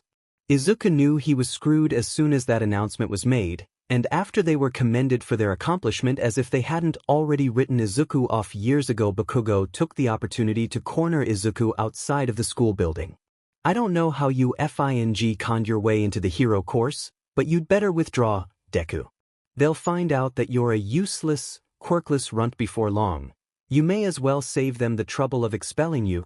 Bakugo snarled as he grabbed Izuku and shoved him against the wall. I don't know whether to be flattered that you think I could trick someone as intelligent as Nizu into giving me first place or insulted that you still see me as the sheet beneath your shoe after I beat you. If I'm truly such a lowly creature, then what does that make you? Izuku couldn't keep the rage out of his voice, and Bakugo was stunned by it, releasing him as he stepped back. I was supposed to be the only one. You ruined my perfect origin story. I did no such thing. You were the one who chose to stay in the worst school in the district just so that you could brag about coming from nothing. You had opportunities that most people could only dream of, Bakugo, and you squandered them. The fault rests on your shoulders alone. Bakugo? Since when did you call me that? You didn't even notice, did you? I haven't called you by that stupid nickname since we were 7. We're not friends, Izuku said with a scoff. He pushed himself off the wall, dodging out of the way when Bakugo lunged at him with explosions crackling in his hands. Izuku grabbed Bakugo's wrist and twisted it, just on the edge of breaking it as he said, I won't be pushed around by you anymore. You and I both know that you don't deserve to be a hero. Getting into UA? My word won't mean nothing anymore. Unless you want me to start telling people about who Katsuki Bakugo really is, you'll leave me alone. When Izuku left Bakugo behind, his bully was pale-faced and shaking. He hated himself just a little bit for how satisfied he was with that outcome. Izuku spent the rest of his time before attending UA preparing for his future. He and his mother sat down together as he sketched his and Uraraka's hero costumes, working together to make sure that they'd have everything that they needed to stay safe. He was pretty happy with the finished products, but they'd have to see how the real things turned out before deciding if any tweaks needed to be made. His first day at UA was here before he knew it. Izuku, did you grab your extra notebook? Yeah, I've got it. Your pocket tissues? Yep. Izuku said with a laugh, bending down to tie his shoes in front of the door. I've got to get going, I can't afford to be late. I know. Just face me really quick. Izuku did so, blushing when his mother sighed. Come here. Let me fix your tie. He did so sheepishly, thanking her once it was straightened out. There you go. Now you look ready. Go show them what you're made of, Izuku. I will. Thanks, Mom. Have a good day at work. Izuku took off, catching the train and being congratulated by a few strangers here and there who wished him luck at UA. It was honestly surreal. He shook it off once he got to his stop, heading off with a determined smile and swiping his student ID card to enter the school grounds. I'm really here. Now I've just gotta find one. Izuku was glad that he and Uraraka wound up in the same class, and he was hoping beyond all hope that Bakugo was in 1B. However, once he stood outside the door of the classroom and heard familiar shouting, that hope was dashed.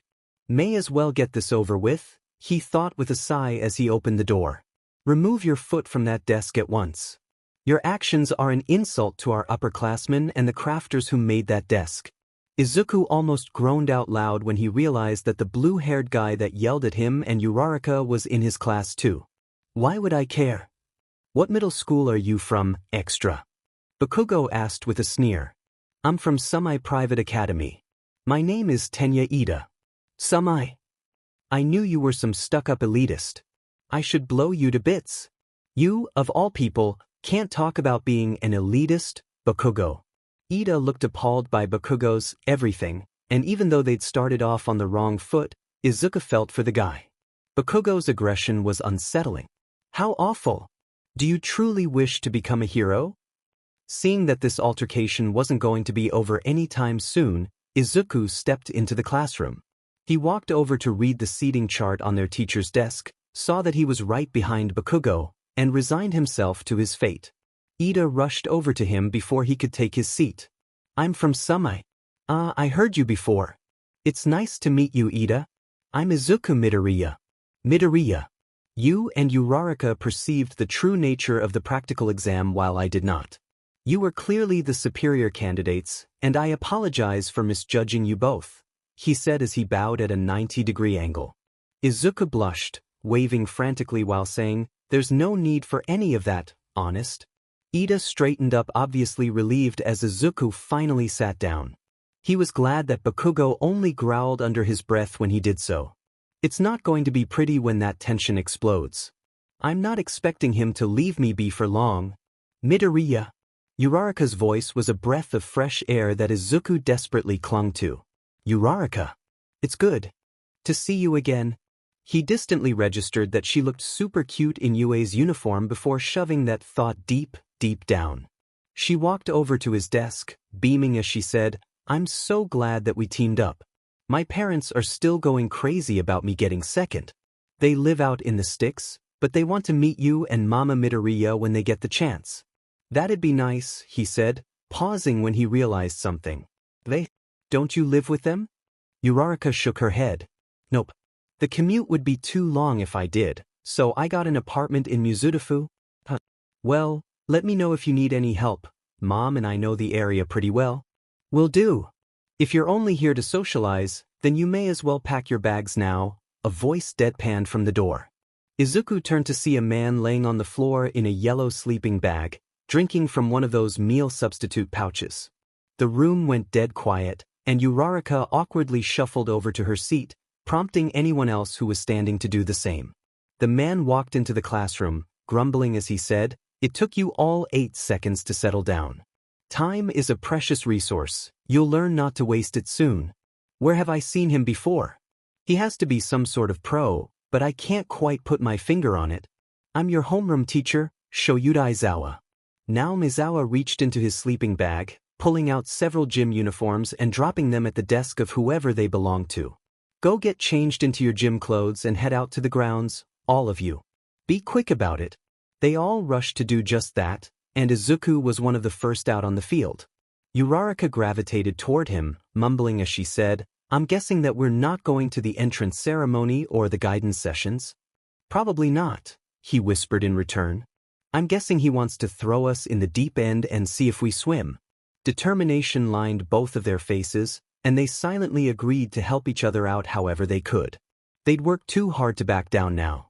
"You'll be taking a Quirk apprehension test today," Aizawa stated once the rest of their classmates joined them, and Izuku's eyes lit up when he finally realized who he was.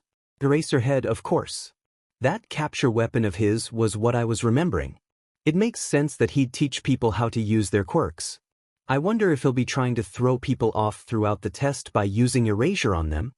A hand raised, and Aizawa grunted as he asked, "What is it, Yaoyorozu? Will we not be attending the entrance ceremony?"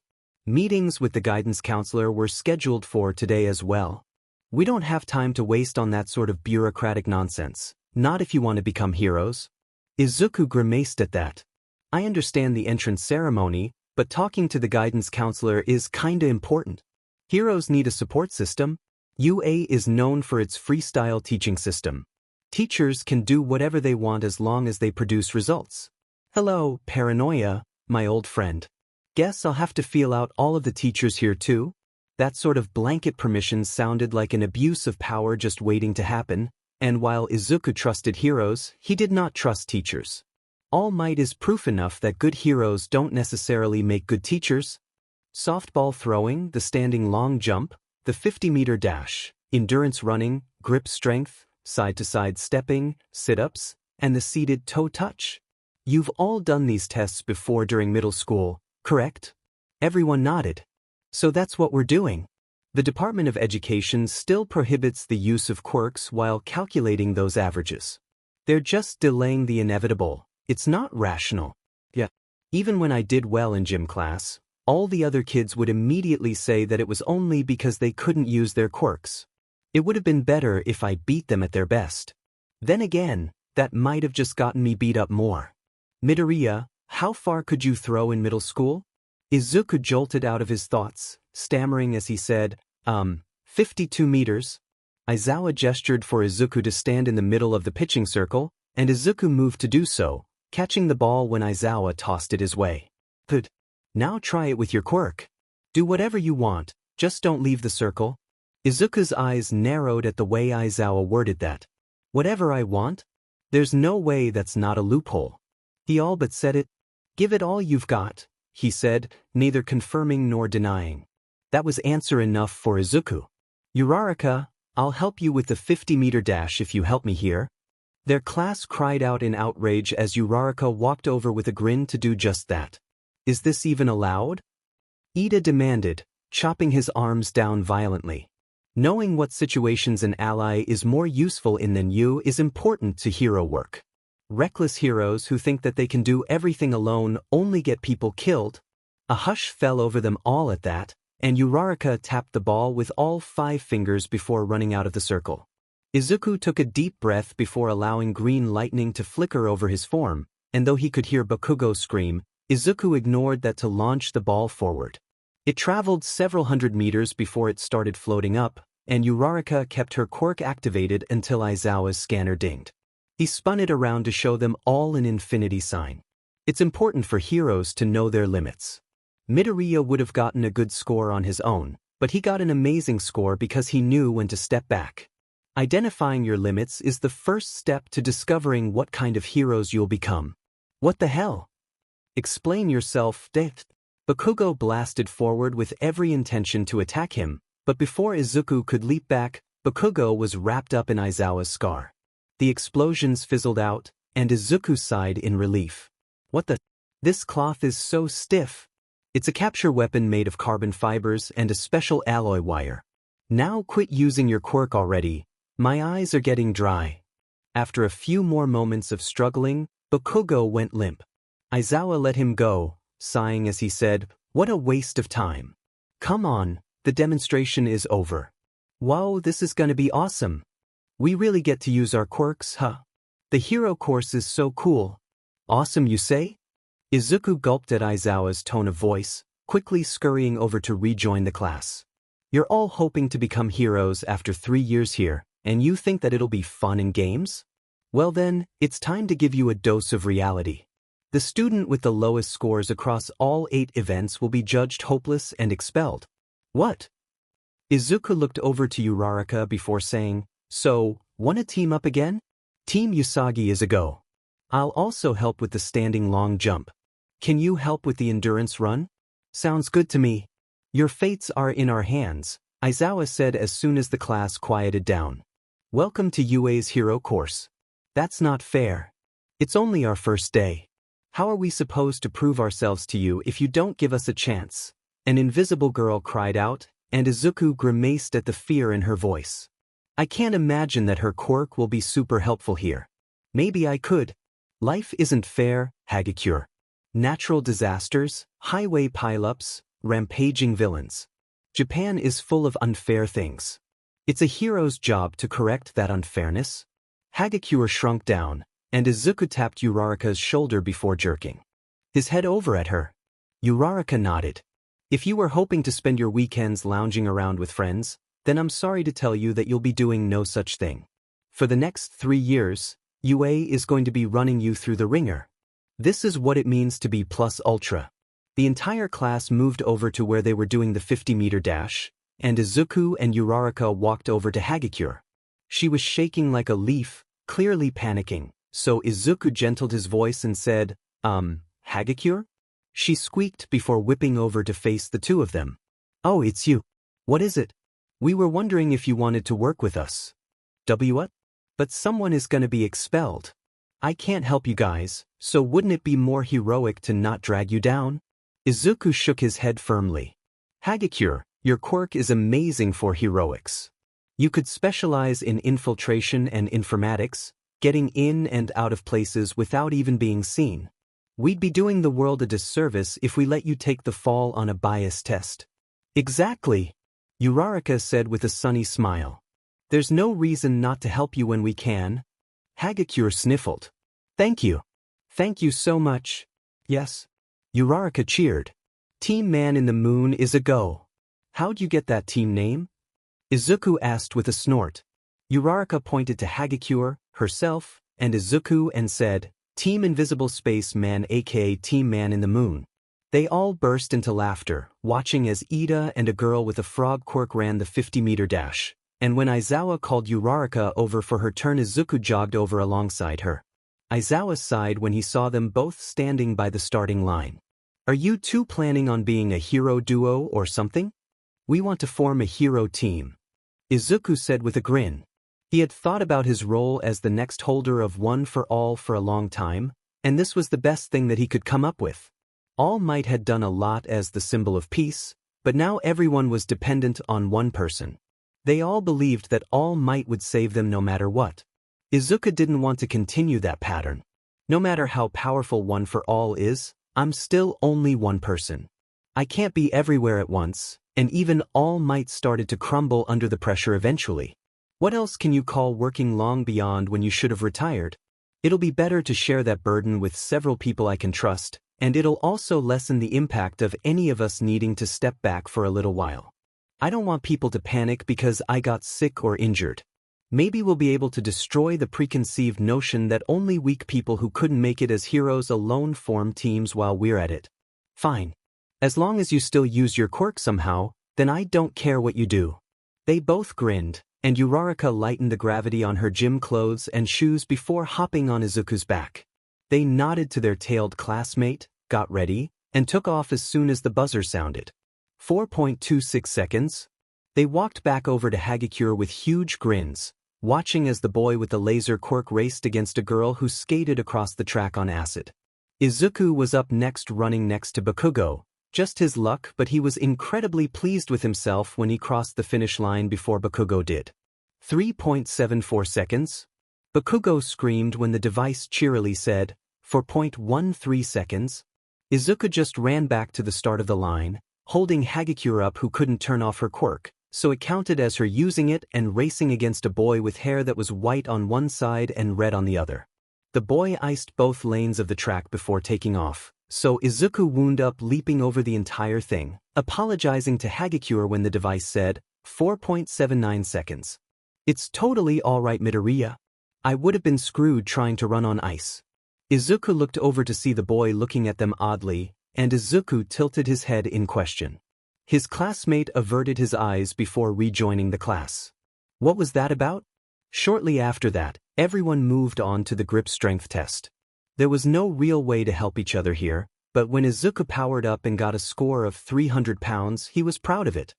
His multi-armed classmate, now that Izuku thought about it, there seemed to be a lot of people from his testing area in his class got a mind-blowing score of 1,190 pounds, and while Yaoyorozu and a boy who got stronger after eating sugar got higher scores than Izuku, no one else did. The standing long jump came after, and with the assistance of Uraraka, he flew over the sandpit entirely. She did the same thing to him when it was her turn, knowing that it was better for him to get them both across the pit instead of making herself sick trying to negate her gravity. He barely cleared the pit while holding her, but it was still a good score. Izuku got the same distance that he did alone when Uraraka negated both his and Hagakure's weight. Sidestepping was another thing that they couldn't help each other with, and Izuku was surprised to see that the short boy that had purple ball for hair excelled here. That'd probably be impressively smart if it wasn't coming from him, Izuku thought, grimacing as said classmate immediately tried to hit on Yaoyorozu after doing well. The softball throw was after, and Izuku got to sit this event out after his earlier demonstration. Uraraka earned a score of infinity for herself, Hagakure, and, surprisingly, a classmate who introduced herself as Kyukajiru and asked Uraraka if she'd help. Uraraka hadn't even hesitated to say yes. They did the seated toe touch after, and Izuku grumbled when he realized that he wasn't as flexible as he used to be. I guess that's unavoidable after bulking up like that, but still. I'll work on getting that flexibility back. On the other hand, Izuku excelled with the sit-ups, going until Aizawa sighed and marked him down as infinity just so they could get on with the last test. It was smart to save the endurance run for last. Everyone is getting worn out and won't be able to go as long as they would otherwise. Izuku had far longer days hauling trash on the beach, though, and those days were more LBR intensive too. He didn't struggle at all as he picked Hagakure up in a bridal carry after asking her if it was okay, of course, and Uraraka climbed up on his back. What kind of monster is he? Stammered a blonde with a black lightning bolt in his hair. He can't run like that, right? So manly, a redhead with a hardening quirk cheered. You go, man. The buzzer sounded, and while it took a second for him to find his stride, it was a bit awkward to run while carrying two people. This wasn't a race to see who ran the fastest. It was a race to see who ran the longest. Yaoyorozu had already sealed her victory when she pulled out a motorcycle, but Izuku kept going long after most of his classmates had dropped out. By the time that he let Uraraka and Hagakure down so that they could keep running on their own, only Ida and Yaoyorozu were still going. Everyone had recovered a bit by the time that Yaoyorozu's motorcycle ran out of fuel, looking up at Aizawa with determination as he pulled out a holographic projector. Moving along then. It's time for your results. Also, I was lying about expelling someone. His shortest classmate burst into relieved tears, and Izuku couldn't help finding himself a bit disappointed by that outcome. It was a logical ruse meant to bring out the best in all of you. What? Of course it was a lie, Yaoyorozu said, looking at their screaming classmates with concern. It didn't take much to figure that out. No, I don't think it was. From what I know about him, Eraserhead has no tolerance for incompetence. He saw something in all of us. The hologram sprung to life, and Izuku quickly made note of his classmates' names as he read up the list. Kyuka got 14th, Hagakure got 4th, Uraraka got 3rd, and I got 2nd. No one was going to beat Yaoyorozu. Holy CRP. Todoroki got 5th, so Bakugo was edged all the way down to 6th. Anyway, we're done here. Documents with everything you need to know about the curriculum are back in the classroom. The rest of the school day was blissfully ordinary, only involving getting syllabi from their teachers, doing some basic introductions, and preparing to start the real work tomorrow. Once the final bell rang, Izuku walked out of it while talking with Ida, Uraraka, and Hagakure. I can't believe how Aizawa-sensei fooled us, Ida cried out. He made me think this is just how it is at the top. But I guess that was another test, huh? I failed to see through it again, and your scores showcased exactly how important it is for heroes to cooperate with each other. I thought that he was a JRK, but he's just super uptight, huh?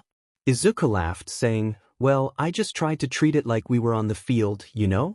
Heroes compete against each other to earn their rankings just like we were competing against each other to earn our place in class, but they still have to work together. I see, Ida hummed. Still, that was clever of you. You both made it a lot less scary, so thank you. Hagakure exclaimed. I owe you both big time. Uraraka shook her head immediately. You don't owe us at all. We're classmates, of course we're gonna work together. Are you all heading to the train station? Izuku blinked, looking back to see Shinso waving at him. Shinso. Yeah, we are. How was your first day? It was fine. Mind if I walk with you? We don't mind at all. Uraraka cheered. A friend of Midoriya's is a friend of mine. I'm Ochako Uraraka. Everyone introduced themselves to Shinso, who sheepishly did the same in return, seeming surprised by the positive attention as they left the school building. So, Shinso, what course are you in? Hagakure asked. Gen Ed for now. I'm gunning for a spot in heroics though. Oh, I wasn't aware that you could transfer, Ida murmured. Shinso looked a bit defensive, so Izuku smoothly interjected by saying, it's not common, but it has happened. They usually scout out talent that slipped through the cracks during the sports festival. Shinso has plenty of that. While his friend hadn't trained nearly enough before now, Izuku was working on rectifying that. Brainwashing was an incredibly powerful quirk, but Shinso's determination to prove that it wasn't a villain's quirk left him fixating on it and leaving everything else behind. Then again, most people seem to train their quirks to the exclusion of all else. Shinso had finally told Izuku about his quirk about a week ago. He'd asked about Izuku's experience with school before UA, and when he realized just how badly quirkless people were treated, he shared his own experience as someone with a villainous quirk. Naturally, that snowballed into discussing specifics. I'm glad that he's warmed up a bit. He seemed afraid that I'd ditch him the second he told me about his quirk. Uraraka beamed before saying, then I look forward to seeing what you can do, Shinso. As Izuku boarded the train with all 4 of his friends, one thought ran through his head. This never would have been possible without One for All. He didn't know how to feel about that. Izuku's entire class was buzzing with excited energy as they waited for All Might to join them for foundational hero studies. I wonder what we're going to do today? Considering that All Might wanted me to go all out with One for All at first instead of gradually getting used to it, he had a feeling that they'd be jumping right into things. I am coming through the door like a normal person. All Might cheered as he popped in, hands on either side of the doorframe. His classmates started whispering in awe, and Izuku hummed idly as he took in All Might's costume. He's going for nostalgia, huh? It's been a while since he wore his Silver Age costume. Foundational Hero Studies is the class that'll put you through all sorts of special training to mold you into heroes. Let's jump right into it, shall we? The class cheered as All Might held up a card with the word battle blazoned across the front. Today's activity is battle training, and for that, you'll need these. All Might spread his arms wide as he clicked a remote. The wall to the class's left rumbled as several secret compartments revealed themselves, showcasing 20 numbered cases. In accordance with the Quirk registry and the special request forms that you filled out before classes started, your costumes. The entire class jumped to their feet in excitement, and Izuku wasn't ashamed to be one of them. This is the real deal. I've been so excited to see what my costume would look like in person. After you change, come out to ground beta. Izuku grabbed the case with the number 18 on it, rushed to the changing rooms, and locked himself in a stall while they were still available. He opened his case and grinned at what he saw. I was worried that they might change it, but it looks like they stuck pretty closely to the design I had in mind. The first thing that he put on was the base of his costume, a forest green jumpsuit made out of Kevlar. He checked it over, lightly rubbing his thumb over the golden scales that were displayed on the side of each shoulder and looking at the hood before putting it on.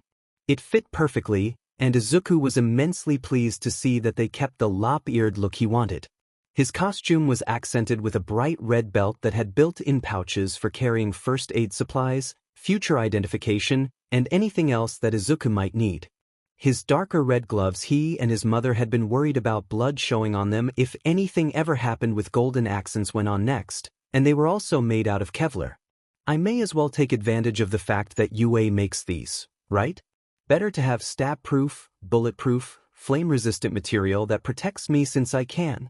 Bright red boots were put on next, reinforced with black, detachable iron soles that would give his kicks some extra power alongside protecting his feet more efficiently. A note attached to said soles indicated that this was the work of a first-year support student, telling him to come in if any adjustments needed to be made. How did a new support student make this before our second day? There's someone to talk to. I'll have to go thank them at some point. A pair of bright red goggles with slightly tinted, shatterproof lenses were picked up next, and they were designed to protect his eyes from the wind, enemies, and any debris. There were two dials, one on the left and one on the right, that let Izuku activate thermal and X-ray vision, and he was especially happy about the fact that a quick test confirmed that he could use both at once. Finally, Izuku grabbed his gas-filtering mask with a built-in communication system, including an earpiece that he put in right away, and rebreather, gasping when he saw the amount of detail that the support department included. There were red, glowing dots for a nose and freckles, and a thin red line connecting the rabbit-styled nose to a grin modeled after All Might's smile, if a bit more sinister looking. The rabbit details helped keep the mask from being so scary that it scared civilians, but it would serve to intimidate villains too. Izuku put it on and pulled up his hood before stepping out of the stall, rushing out to join the rest of the class at ground beta. Izuku's eyes darted from classmate to classmate as he took in their costumes, some good, some not, as he jogged over to Uraraka. Shall we begin, my wards? It's time for battle training. All Might called out, and the class straightened up with determination. Uraraka beamed at Izuku as she said, "Looking good. Super practical, as expected from you. Thank you for sketching my costume out for me. I really like how it looks." Her costume was a pale pink one, so light that it looked white jumpsuit with black and rose accents that was modeled after a spacesuit. Izuku had warned her ahead of time that the hero industry liked to put female heroes into bodysuits if they didn't specifically say that they didn't want them, so Uraraka had requested something loose-fitting and slightly puffy instead, like a non-segmented version of 13's costume, while using additional pieces of equipment to protect her pressure points and relieve nausea. She also had a black belt with pouches for first aid supplies. The two of them had sworn to be prepared for situations that required them after the entrance exam. Her gear was something that they spent more time working out. The two of them had debated over her helmet for a while, but in the end, they'd gone with a full helmet with a see-through face panel that also had built-in communication, air filtration systems, and X-ray and thermal vision adaptations. They also specified that her wrist guards have grappling hooks built into it, allowing for greater mobility once up in the air. The look was topped off with boots that were similar to Izuku's without the iron sole additions but in rose pink instead. The two of them had vastly different aesthetics, but the single unifier indicated that they were planning to form a hero team. Uraraka had golden scales on both sides of her shoulders as well. "I'm just glad I could help. I'm so jealous," Hagakure huffed. "You guys get to look all cool and professional, and I don't get anything at all." Izuku froze, looking at Hagakure, who was only visible because of her gloves and boots, with horror in his voice as he said, "Hagakure, please tell me that you've got a costume on." No? It's kinda uncomfortable, but nothing can be done about it, right? Wearing stuff gives me away." I know for a fact that UA's support department came up with something that let a student with a permeation quirk keep his clothes on whenever he used his quirk. Something about him flashing all of Japan during his first sports festival? There's no reason they shouldn't be able to do the same for you. Thank you for telling me, Hagakure growled. I told them I wanted a costume, but whatever company they sourced it through said it wasn't possible. Mineta, having clearly heard their conversation, started creeping toward Hagakure, and Izuku gave him a glare that promised death before saying, "One more step and I punt you into the sun." The pervert squeaked and scuttled back, and the only thing that kept Izuku from chasing him even further was All Might calling out, "They say that the costume makes the hero, and you're all looking the part." "All Might sensei," Ida called out, raising his hand and making it clear that he was the one in the full suit of armor. This appears to be the same field used in the entrance exam. Will we be performing cityscape maneuvers again? Nope, we'll be moving on to Step 2, Indoor Anti-Personnel Training. A bomb scenario? That's interesting. Maybe this won't be so bad after all. I should have given All Might more credit. Villain battles are most commonly seen outdoors, but statistically, the most intelligent villains are the ones that you'll have to fight indoors. Between secret meetings, black market deals, and underground villain groups, the most dangerous villains lurk in the shadows, only striking out when they'll remain unseen. Everyone nodded along. I'm kinda surprised he's bringing that up. All Might focuses a lot on the public villains for the sake of keeping the peace, but with that secret fight that got him hurt, I guess he would know about that too. So, today you'll be split into villain teams and hero teams. You'll face off in 2-on-2 indoor battles. We don't get basic training first? Azui questioned, clearly as concerned as Izuku was about that fact. Practical experience teaches you all the basics you'll need. Never mind, this is going to SCK. Most of us have never used our quirks against people before, and he's just going to throw us at each other and hope for the best? Even if UA has Recovery Girl, this seems incredibly reckless. What determines victory? Yayorozu questioned. Can I just blast everyone away? Are you going to threaten to expel someone like Aizawa-sensei did? Mineta asked, trembling in his boots. How are we dividing ourselves into teams? Ida inquired. Isn't my cape fabulous? Aoyama asked, sparkling passively in a way that made Izuku wonder if that was part of his quirk. One at a time. All Might cried out. My quirk isn't super hearing. Izuku's mentor looked overwhelmed, and once the class quieted down, he pulled out a piece of paper that was clearly his script. Here's the mission debriefing. The villain team will be hiding a fake nuclear weapon in their hideout, and the heroes have to go find and take care of it. Hero teams have a limited amount of time to either capture both villains or secure the weapon. Villain teams have to either capture the heroes or protect the weapon until the time is up. All Might grabbed a wooden box with a circular hole cut into the top. Your partners will be decided by drawing lots. Is that really a good way of doing this? Ida questioned. It's pretty realistic, actually. Heroes have to team up with people from other agencies during emergencies all the time, so the ability to work with other heroes on the fly is an important skill, Izuku murmured. It was probably the most well-thought-out part of this exercise. I see. I apologize for getting ahead of myself. It's fine, young Ida. Let's just get to it. When Izuku and Uraraka each pulled out a ball that had the letter A on it, they lit up. Yes. Uraraka cheered with a feral grin. Team Usagi is going to crush this. Rest in peace to whoever goes against them, Kaminari muttered, making Izuku choke on a laugh as several of his classmates nodded in miserable agreement. Once everyone had their teams, All Might reached into two separated boxes labeled as hero and villain. Moving on. The heroes of the first match are Team A. The villains of the first match are Team D. Oh, for F's sake. I'm fighting Bakugo already? Bakugo looked thrilled at the turn of events, and Izuku knew that he'd be facing the consequences for standing up to Bakugo before UA and daring to beat him twice now. I'm just gonna have to make it a third victory, huh? The villain team goes in first. The timer will start once the hero team enters the building 5 minutes from now. The rest of the class will watch through the CCTV. All Might turn to Ida and Bakugo before saying, you boys need to adopt a villain's mindset. This is a practical experience, so go all Don't hold back.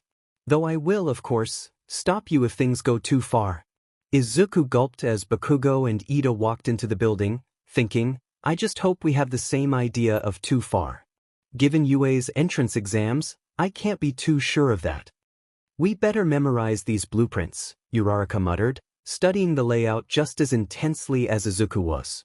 Being able to see where Bakugo and Ida are won't do us any good if we don't know how to get to them. Yeah. Are you okay, Midoriya? You seem pretty worried. Izuku took a deep breath and nodded. I'm sorry that this might jeopardize our victory, but I'm gonna do something incredibly stupid. Uraraka tilted her head at him, humming in question. Bakugo is said because I have a quirk and he didn't know, and he probably thinks I'm only beating him because of it. I want to prove that even if I never got a quirk, I still could have done this. That I was never useless. That's not stupid, Uraraka insisted. Seeing your bully get into the hero course too, it's not fair. You want to prove that he was always the problem, not you, and if you want to do that by fighting Quirkless, then fight Quirkless. What do you need me to do? Uraraka, tears welled up in Izuku's eyes, and he huffed when he realized that he couldn't even wipe them away with his goggles on, blinking rapidly instead. Thank you. Bakugo will want to go after me no matter what, so Ida is probably going to be stuck pretty close to the bomb. It'll be better for us to split this into 2 one-on-one battles if I'm doing this, so we'll have to separate pretty quickly. Can you go after the heat signature that moves the least? Maybe pick up some rocks and stuff to use as ammunition before it starts. I doubt there'll be much to throw around in the building without destroying it first. Sounds good to me. Just keep the comms open, okay? Izuku nodded. Even if it just means stalling him until Uraraka can get to the bomb, it'll still be a victory. Proof that I can do it without one for all. I won't let my grudge match cause a communication breakdown, though. That'll probably be one of the only advantages we have against Bakugo and Ida. Start. Izuku and Uraraka looked at each other, nodded, and twisted the knobs that would let them see through the walls and find Bakugo and Ida. One glowing light was going down to the 4th floor, marching at a steady pace that Izuku recognized. The other darted around in a central room on the 5th floor, moving so quickly that it couldn't be anyone but Ida. Uraraka used her quirk on him, allowing Izuku to quickly get up to a window on the 4th floor and slip in. She launched herself up to the window directly above him afterward and gave him a thumbs up before stepping through. Right. Let's do this. The hallways are tight, but I can work with that. Izuku walked toward where the light had stopped moving, footsteps echoing down the halls. I'll have to keep in mind that the stalls give me away. Once he got close to the corner that Bakugo was waiting for him at, he switched off both vision modes so that he wouldn't be distracted by the thermal readings around Bakugo or the ability to see his bones.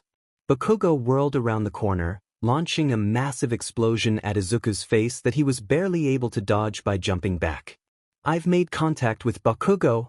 Got it, Uraraka whispered. I'm almost at the room with the bomb, but I'm gonna go through the vents instead of the door. I'll have to be quiet and slow, keep me updated. I'm gonna mess you up just enough to not get disqualified, Bakugo snarled, drawing his right arm back in a predictable right hook. You make it too easy. Bakugo swung forward, and Izuku darted to the side before grabbing his grenade gauntlet and grinning. He hurled Bakugo over his shoulder, using his bully's momentum against him to send him into the ground hard. Nice, I heard that through the mic. Get him, Midoriya. Uraraka's quiet cheer spurred Izuku on. He looked at where a stunned Bakugo was starting to stand, looking at Izuku like he was seeing him for the first time. Too little, too late? You almost always lead with a right hook, you know? You're so predictable that it's boring, Izuku said with a sneer. I'm sorry, All Might. You're going to be seeing an ugly part of me today. He tilted his head at Bakugo, faux innocence radiating from him as he asked, so why would I bother using my quirk against you? I don't need to. Bet you think it's real funny, huh? You've been tricking me this whole time. I knew you were always looking down on me. I wasn't, Izuku disagreed. When I was young, I genuinely admired you, Bakugo. But we all have to grow up at some point. I realized that you weren't worth admiring at all. Stop acting like I owe you something. I don't owe you an explanation.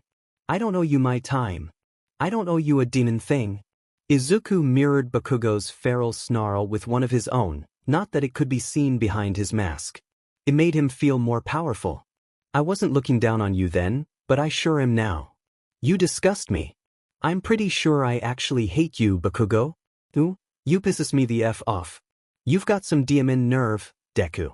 I'll wreck your sheet and get that explanation out of you, one way or another. Bakugo launched toward him again, and Izuku ducked low, pulling out the capture tape in an attempt to get this done and over with. The capture tape snagged on one of Bakugo's knee guards. For a split second, Izuku thought he might be able to wrap it around him, but Bakugo propelled his arms with explosions and went for another right hook. Izuku was forced to jump back, dropping the capture tape for now. Rope isn't going to be strong enough to hold him unless I knock him out. I was hoping to at least trip him up, but oh well. Izuku took off, running down the halls and toward the staircase to the 3rd floor. I need to buy Uraraka time. I know that she can do this. Get back here. Bakugo screamed, chasing after him with explosions sounding off. He could try to ambush me again, there are plenty of places for it, but something tells me he didn't bother looking at the layout. Bakugo's loss was Izuku's gain. He didn't need a quirk to run away from Bakugo, after all. He had years of experience of doing just that. I'm going to crush you like the bug you are. I'm getting close to the room, Midoriya.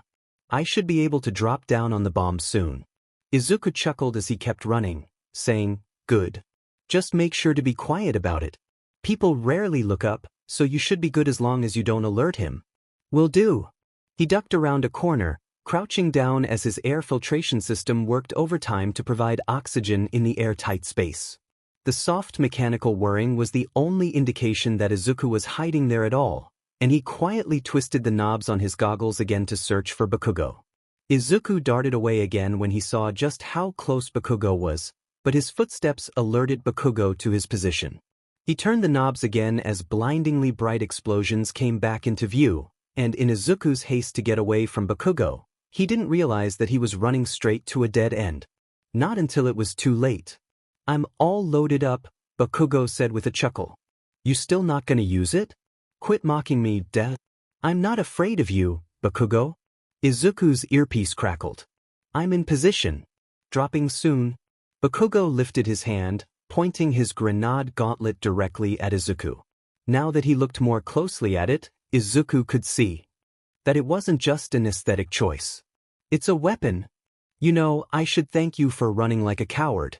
I've worked up a real sweat because of you, and assuming that my design requests were honored, these gauntlets have been storing all of that. Bakugo rested his finger on the trigger, grinning as he said, You'll have to use your quirk now. Secured! Uraraka cried out. The intercom beeped on, and Izuku watched as Bakugo's face contorted with rage. The hero Bakugo pulled the trigger. Team wins. Izuku's world exploded in hues of orange and red. 9 really is something, a middle-aged man mused. He glowed lavender, and all the other people in this dark realm glowed as well, though in different colors. I do not think that 8 knows him very well. Tashinori means well, truly, but the only woman in the group sighed. I'm worried. 9 doesn't know what he's up against. When he finds out, the kid's got spunk. He'll be fine. Besides, you all feel it too, right? A red, glowing man asked excitedly. He's reaching out to us. Perhaps it's because of his connection to me, but we'll be able to assist him more directly than the previous users, hummed a glowing green man. He reminds me of my brother in some ways. Before the power got to his head. I suppose that's to be expected. A young, glowing, blue man looked directly toward him, and Izuku felt a chill shoot up his spine. I look forward to seeing what you do, 9. One for all is behind you, no matter what path you choose. Izuku was disoriented when he woke up, the remnants of a distant dream lingering. His head was fuzzy and he fought back a groan of pain. What happened? The year's only just started and he's been permanently scarred. Why didn't you prevent this, All Might? You should have called the match way before letting it get this bad. I'm sorry, recovery girl. You don't need to apologize to me. That boy's completely exhausted. I could barely start healing the external damage before I had to stop. He's always going to have that burn on the side of his neck. Alright. I guess Bakugo gave me another scar to add to my collection. I think that's lucky number 7. Honestly, I know that you gave him your power, but you can't let him indulge in personal grudges like that. I don't care if he's your favorite. You're right. I guess that I thought since he wasn't using it, he was doing so well until I startled young Bakugo into pulling the trigger. No, that wasn't an accident. Did you not see the look on his face? He wanted to hurt me just because he could. They shouldn't give children weapons that powerful, recovery girl muttered. Now go on, Shu. Midoriya needs to rest, and he won't do that with 2 people bickering over him. Alright, I'll get going then. Izuku closed his eyes, shaking slightly as recovery girl peeled back the curtain that surrounded his hospital bed. How are you feeling, Midoriya? Right. Guess I couldn't fool someone as experienced with people as recovery girl is. He cracked his eyes open, huffing softly. Like Bakugo just tried to kill me, he rasped. Recovery girl sighed. I know that it was very scary, dearie, but I don't think he meant to. He was hopped up on adrenaline. All Might should have known better than to have you kids fighting each other so soon. They're just making excuses for him, Izuku thought as his heart panged. I thought UA was going to be different. It was obvious, wasn't it? So why are they pretending that they didn't see it? Izuku nodded numbly, knowing better than to try arguing against it. He would just have to go talk to the support department about getting some sort of Kevlar piece to cover his neck too. At least I know that the rest of my costume can withstand Bakugo's blasts. He was going to need that protection. His mother was horrified when she got back from work. Izuku, baby, what happened to you? Izuku could only wash so much of the soot off of him, and it was especially difficult when he needed to keep the bandage wrapped around his neck dry. He chuckled bitterly as he laid both bowls of miso soup out on the table, sitting down at his chair and fidgeting with his spoon. Bakugo happened. That does it, Inko growled as she dropped her purse on the counter. I'm putting a restraining order on him. Don't, he whispered. Izuku, it's not right. I know, but they think it was just a training accident.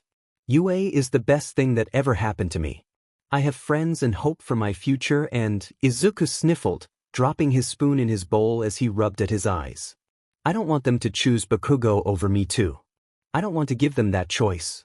You and I both know I was painted as the instigator at Aldra. I barely avoided a black mark as it is. Who do you think they'll believe? His mother got a pained look on her face, but she knew the answer to that question too. It was the only reason they'd never tried to do anything sooner. I hate the law sometimes. Izuku burst into startled laughter. Mom, you're a lawyer. That's exactly why I hate it. You know the number of times I've seen a negligent hero wiggle out of charges just because they've got a good quirk? The number of times I've seen innocent people locked away because people were scared of them? I don't know how you do it, Izuku. I'm proud of you, but I don't think I'll ever understand how you can be so good. Because someone has to be. After stopping back by Recovery Girl's office early the next morning and getting his neck healed as much as it would ever be, Izuku went to homeroom. The outcry when he opened the door was overwhelming. Izuku, I was so worried. Uraraka sobbed. When you didn't come back to classes yesterday? I'm sorry, he apologized with a rueful smile. I'm fine. My costume negated most of the blast. There was a moment of quiet disbelief after he said that his new burn scar was more visible than his others. After all, but Uraraka just gave him a sad smile and nodded. Wait, Izuku? Sorry, I didn't mean to. I was just worried and we've talked a lot and it's fine. I really don't mind. It was nice to have a friend that called him by his name. He couldn't remember the last time someone who wasn't his mother used it. Ochako then. It's only fair. With that little play-by-play concluded, the rest of his class approached Izuku's desk. You were so manly, Midoriya, Kirishima exclaimed. We had no clue what you were saying, but you were super intense. We were all pumped up after that first battle.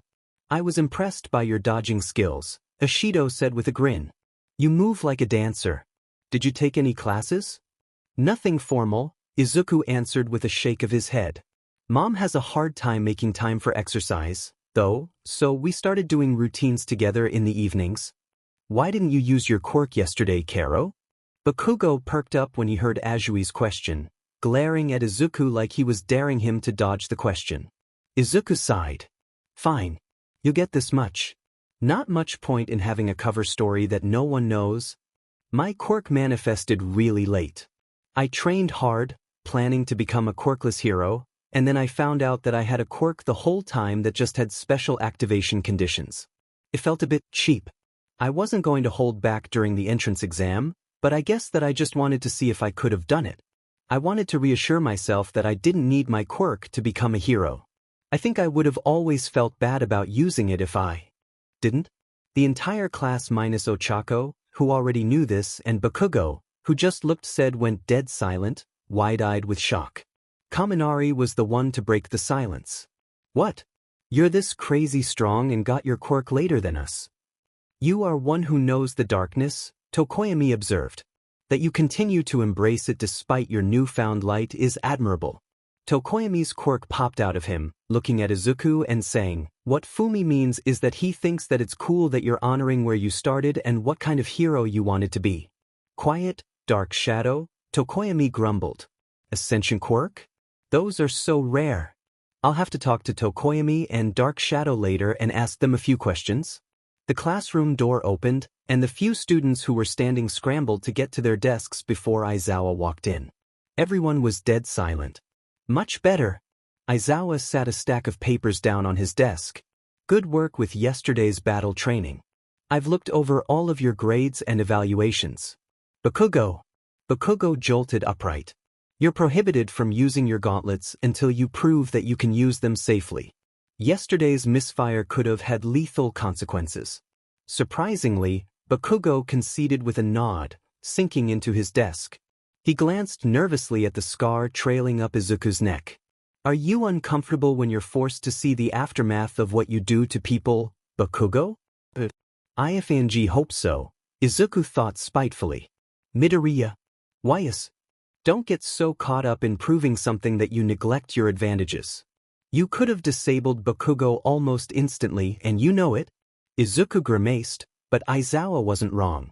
Yes, sir. Now then, we've got some business to take care of during homeroom today. Sorry for the sudden announcement, but today you'll be choosing a class president. The entire class burst into excited chattering, raising their hands as they begged to be the one picked. Izuku wouldn't deny wanting the position for himself. Leading a group is exactly what I want to do with my agency. This would be good practice for that. Quiet down, everyone, Ida cried out. Leading the many is a heavy responsibility, and ambition does not equal capability. The class president must be trusted by all. I put forward the motion to host an election. The class murmured in assent and Ida turned to Aizawa before asking, will you allow this, Aizawa-sensei? Do whatever you want. Just be quick about it. They did just that, and while Izuku contemplated nominating Yaoyorozu for a few moments, he wrote down his name in the end. It wouldn't have mattered either way. What the? How the hell did Deku get 5 votes? It's decided then. Midoriya is your president and Yaoyorozu is your vice. Aizawa motioned for them to both come stand at the front, and Izuku smirked a little at the outrage on Bakugo's face. I look forward to working with you, Midoriya. It was obvious that Yaoyorozu was a bit disappointed that she didn't get the role herself, but he was glad that she was being a good sport about it. Me too. Do you want to sit with us at lunch so we can talk about how to split classroom duties? It would be my pleasure, Yaoyorozu said with a small smile. The morning's classes went by quickly, and before Izuku knew it, he was sitting at a lunch table with his ever-expanding group of friends. Picking up more strays, Midoriya? Shinso asked as he joined them all, chuckling at how off-guard Yaoyorozu was to be referred to like that. I don't think I've ever spent time with so many people in my life. Name's Hitoshi Shinso. Welcome to the cult of Midoriya. Shinso, Izuku hissed. What did I say about scaring off friends with your humor? Tokoyami, the other new addition to their group, only nodded at Shinso solemnly. It is an honor to be considered for membership. Yaoyorozu snorted. When everyone turned to look at her, she covered her mouth, clearly embarrassed. Sorry, it's just nice to see you all getting along. I was a bit worried about your position as president after yesterday's battle trial, but you've got a way of bringing people together, don't you? Yep. That's why I voted for him. Well, that and the fact that I'm gonna get an actual costume now. I just had to say your last name and they promised to put a rush on it, Hagakure said, trailing off in contemplation. That's because Mama Midoriya would rip them to shreds if they didn't, Ochako said with a snicker. I voted for Izuku too, obviously. We've been working together from the beginning. As did I. Midoriya's grit and decisiveness in a pinch makes him perfectly suited for the role. For all that I desired the position myself, I couldn't, in good conscience, vote for anyone else, Ida declared. The ambassador of dusk had my vote as well. He is the perfect balance of light and dark, suited for leading a blended lot such as ours, Tokoyami added, and Izuku had suspected that he was the other vote after he joined them today, but it was still nice to know. Well, DMN, Shinso drawled. Look at you. Don't forget me once you've got your entire class wrapped around your finger. I would never do that, Shinso. Besides, that'd never happen with Bakugo in our class. There are thick shadows connecting you two. I sense a storied past there. Tokoyami looked directly at him, voice soft with concern. Yeah, we've never gotten along, Izuku said dismissively, not wanting to talk about it. Yaoyorozu was quick to change the subject. We should probably exchange numbers, yes? Oh, sure, anyone here that wants it can have it. Izuku was immensely pleased to get every number that he didn't already have. He was practically glowing with contentment. This is nice. I never would have dreamed of having so many people who genuinely like me. Right? We've got to help the class with their problems in any way we can. I don't see any reason why we both can't do that. Could you maybe set up a schedule for tutoring sessions? Offering sign-ups for those would probably be a good idea, though we'd get swamped around finals and midterms, Izuku muttered, mind running a mile a minute. Really, I'd rather treat us as two class presidents, you know? We're partners, so I want your input too.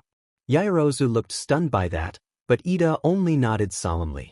Knowing when to delegate is an excellent quality in both a class president and a hero, but it is just as important to work in tandem with others. Tensei is a particularly firm believer in teamwork making all the difference. Oh, speaking of, how is Ingenium doing, Ida? It's been quite some time since I last visited. Yaoyorozu's words had Hagakure and Ochako crying out. Wait, you're related to Ingenium?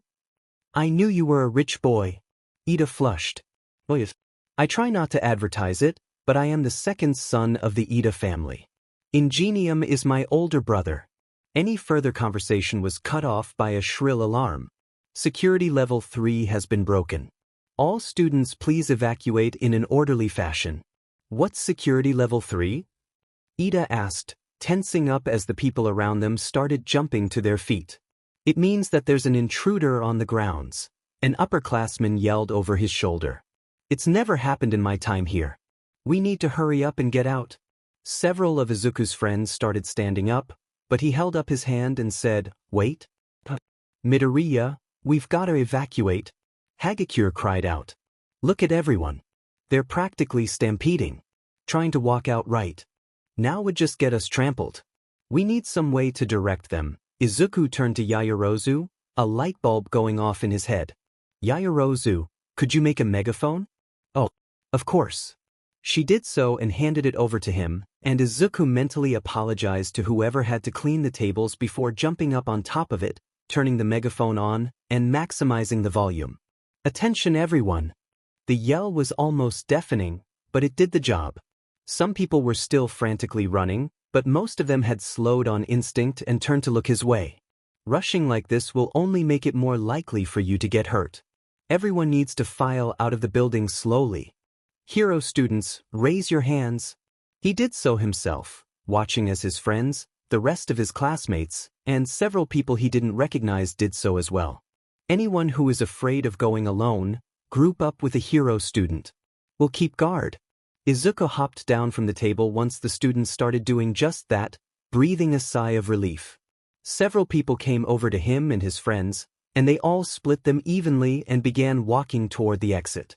When Izuku glanced out the window and saw what the commotion was about, he groaned. He held the megaphone up to his mouth and said, "It's just reporters, everyone. We're all safe." This is entirely too much excitement for one day. It's not a good sign that the press is already that desperate to talk to All Might, though. I don't like this. Something feels off. Now, for today's basic hero training. Myself, All Might, and one other hero will be supervising. Izuku perked up when Aizawa said that. So this is a special class. I'm glad that Aizawa-sensei is going to be there too. I don't know if I'm ready to do something under just All Might's supervision again. What are we doing exactly? Shiro questioned. Aizawa held up a card with rescue written across it. Is this a normal thing at UA? We'll be preparing you for disaster relief, covering everything from fires to floods. Rescue, huh? Sounds like another rough day, Kaminari groaned. Kirishima protested, saying, no way, man. Rescue is what being a hero is all about. I'm pumped. I'll be right at home in a flood, Azui said with a hum. Hey, I wasn't done. The entire class settled down, and Aizawa sighed as he pressed the remote that revealed their costume cases again. You can decide whether or not to wear your costumes. Some of them are unsuited to this sort of activity. Isn't that all the more reason to wear them and figure out what needs to be fixed? There's no point in having a costume if it keeps you from rescuing people. The training site is a bit remote, so we'll be taking a bus there once you're all ready. Get moving. Izuku was surprised to see Hagakure going for her costume case. Did you get your new costume already? Yep, she cheered. They were terrified of your mom, so they put it in on a rush order. Since they'd already done something like it before, it didn't take too long. I'll have to wear my gloves and boots until it's possible for it to become visible, but that's still so much better than before. Everyone rushed to get ready, heading out to the bus as soon as they were in costume. Once they were settled, Azui, who was sitting next to Izuku, turned to him with a contemplative expression. People usually say that I'm pretty blunt, Midoriya. Oh, what is it, Azui? Just call me Tsuyu. How long, exactly, have you had your quirk?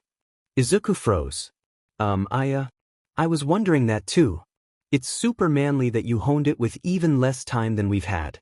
It seems super versatile too. Way more flashy than my hardening. My quirk's useful in a fight, but it's also kind of boring. Your quirk is more than enough to go pro, though. Izuku insisted, latching onto the change of subject. It's super useful for protecting people? Yeah, don't be down on yourself, Kiri. Besides, pros also have to worry about popular appeal. You're super friendly, so you should do well there. Back to Tsuyu's question, Monami. You were my hero in the entrance exam. I probably wouldn't have gotten enough points without your and Uraraka's help. Were you 9? 10? Izuku's eyes fell to the floor. 15, he mumbled. Pardon-moi? I must have misheard you. I was 15, Izuku repeated, more firmly this time. I've only known about Accumulator for a few months. What? But dude, you literally got the top score on the entrance exam. How? Kaminari cried out. Izuku rubbed the back of his neck sheepishly, and his voice steadily rose with his nerves as he said, I've always loved analyzing quirks, so when I figured out that I had one, I found a quirk gym and started testing things out right away. Ochako was a huge help too. I could just stay in the zone while she directed me. I have to be really careful about my power output, so it's kinda hard to focus on so many things at once. I'm working on it. His classmates were staring at him in a blend of awe and horror. Izuku was mortified when even Aizawa turned back to look at him. Midoriya, we'll need to talk about that later. Why, sir, he squeaked. To Izuku's relief, the rest of the bus ride was far less eventful. Everyone fell back into casual conversations that he was happy to stay out of. Izuku had socialized more than enough for one day, and the entire class was excited when they arrived at the massive rescue facility. It almost looks like a theme park. There's the flood zone, landslide zone, conflagration zone, and so on. We cover every kind of disaster and accident that you can imagine. I planned out this entire facility myself. I call it the Unforeseen Simulation Joint. 13 gave the class a wave after their introduction. It's the space hero, 13, Ochako squeaked. They're such an amazing rescue hero. They've been my role model for as long as I can remember, and they even work in rural areas like where I grew up. Izuku had learned about Ochako's love for all things 13, all things space, really pretty shortly after the entrance exam, but he noticed several of their classmates seemed surprised by her excited rambling. Do you think Midori's rambling is contagious? Ashido asked, and Izuku hunched his shoulders in embarrassment as he focused on his teachers instead. 13, where's All Might? I thought that he was meeting us here. About that. 13 lifted 3 fingers as they said, he almost reached his limit during his morning commute. He's probably resting in the break room right now. Izuku sighed at that. Why am I not surprised? He's going to run himself into the ground. That man is the height of irrationality, Aizawa huffed. So be it. We'll just go on without him. Go ahead, 13. Ah yes. I do have a few points I'd like to make first. They turned to face the class more directly, and while it was impossible to see their facial expression, 13's tone made it clear that this was going to be a serious talk. As I'm sure that many of you are aware, my quirk is called Black Hole. It can SCK in and tear apart anything. Ochako nodded vigorously as Izuku said, yeah. You've used it to save all sorts of people in disasters by getting rid of rubble. Indeed. However, my power could also easily kill. I've no doubt that there are some among you with similar abilities. Izuku couldn't help letting his eyes flick over to Bakugo when 13 said that. In our superpowered society, the use of quirks is heavily restricted and monitored. Tell that to Aldra. May seem like our system is a stable one, but we must never forget that it only takes one wrong move with an uncontrollable quirk for people to die. Aizawa's physical test helped you learn about your potential. All Might's battle training taught you how dangerous your quirks can be to others. This class is focused on teaching you how to save lives. Your powers are not meant to hurt others. I hope that you leave here today with a better understanding of what heroes do, help people. This is what it's all about. I hope we have more classes like this one. Thank you for listening. 13 said with a bow. Great, first off, Aizawa started, pausing halfway through his sentence before turning around to look at something. Izuku followed his line of sight, squinting until he made out a small, black hole that was slowly expanding outward. A hand reached out of it. Huddle up and don't move, Aizawa shouted. Izuku let one for all flare to life, green lightning flickering around him as he fastened his mask to his face and pulled his goggles down. I can't risk becoming a sitting duck. I need to be ready to move in an instant. His classmates took in his tense form and readied themselves as well. Izuku was proud of them. Fiend, protect the students. Aizawa pulled his goggles down as more people stumbled out of the portal. Do not engage them, he barked at the class. These are real villains. 13 and Eraserhead, was it? The portal asked in a tone that somehow felt both sinister and curious. According to the staff schedule I obtained the other day, All Might is supposed to be here. Izuku felt like his heart was in his throat, practically choking him with a sudden, horrified understanding. It's already happening. Of course, that whole incident yesterday was this scum's doing. A villain covered in hands started talking. Where is he? We've come all this way and brought such a large party. All Might, the symbol of peace, is he here? We're already being targeted because of All Might. I wonder, would some dead kids bring him running? Yaoyorozu turned to 13 before asking, Sensei, aren't there intruder sensors? Are they silent? There are, but there should be an alarm. Are the villains only here or at the main building too? Either way, if the sensors aren't working, then one of their quirks is likely responsible, Todoroki said with a hum. They attacked far away from the main campus, disabling the sensors and picking a time when there wouldn't be many people here. This is well coordinated. They have to have some sort of objective, but what is it? Killing All Might? Shaking faith in UA? Whatever it isn't good, Izuku muttered. Fiend. Focus on evacuation and attempt to contact the school. Kaminari, try using your quirk to signal for help. Got it? Aizawa's capture weapon raised alongside his hair, and just before he hopped over the railing, Izuku cried out, Sensei, wait. You can't fight them all alone. Erasure is best suited to ambush tactics, and with that many, you can't even erase all of their quirks. Fighting that many people at once is a death sentence. It'll be all right, Midoriya. No good hero is a one-trick pony. 13, I'm trusting them to you. Izuku watched Aizawa leap into the fray, awed by him using the villain's numbers against them to sow confusion as he erased specific quirks and threw them at one another with his capture weapon. So this is what it means to be a pro. I guess Aizawa-sensei can handle himself, but he'll still get worn down eventually. We need to get back up. Fast.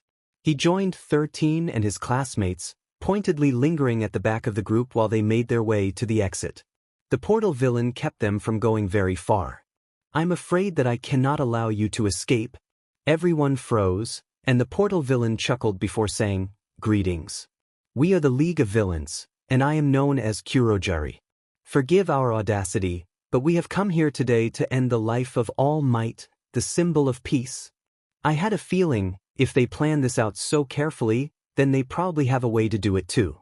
Anyone who studies his patterns can tell that All Might has been becoming less active. Do they just assume he's weakening because of that, or do they know something more? We were under the impression that he would be present today, but it would appear that there was a change of schedule. No matter. My role in this remains unchanged. Black swirls began to surround them all, but Kirishima and Bakugo jumped forward before he could teleport them away, attacking the metal collar around Kurojari's throat. "We'll end you before you get the chance." Bakugo snarled. Kirishima hardened his arms further, grin full of sharp teeth on full display as he said, "Bet you didn't see that coming. My, that was quite close. I ought to give you more credit. Students though you may be, you are the best of the best." Izuku gulped as Kurojari re-evaluated them all. "Why would you rush in like that? You have to be careful in situations like this." "No. Both of you, get back." 13 screamed. It was too late. Almost everyone was swathed in black and scattered throughout the USJ, and Izuku could only hope that everyone would hold out until help arrived. When Izuku blinked out of the portal, he found himself several feet above the water in the flood zone. He grimaced behind his mask, grateful that it was airtight as he hit the water hard. One hell of a field test for the rebreather function, but it'll buy me some extra time either way. The water in the flood zone was murky and dark. Izuku could only see a few feet in front of him. He reached up to his goggles and turned on his thermal vision as he slowly sank, looking around him before attempting to swim to the surface. It was slow going. At least my goggles were waterproofed properly.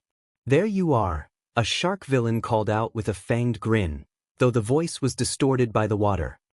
Dash. I should have considered that.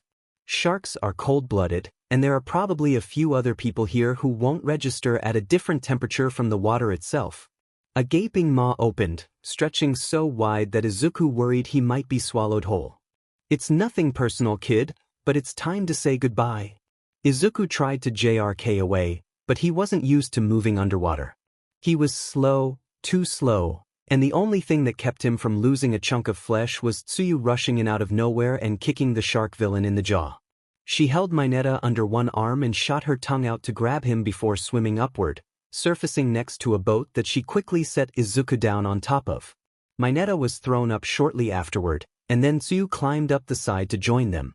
"Thanks for the save, Z." Note to self, take off the iron soles before getting in the water. "No problem, Midoriya. But we seem to be in a bit of trouble here." "Yeah," he sighed, looking out over the water to see several thermal readings heading toward the surface. He flipped the setting off, knowing that they'd see anyone trying to attack them from up here either way. They knew our schedule, and that means that they probably caused the media rush yesterday as a distraction. But they don't know everything. We can work with that. Why yeah. Besides, there's no way they can kill All Might, right? Mineta stammered. "They wouldn't attack us if they didn't have a way," Tsuyu said bluntly.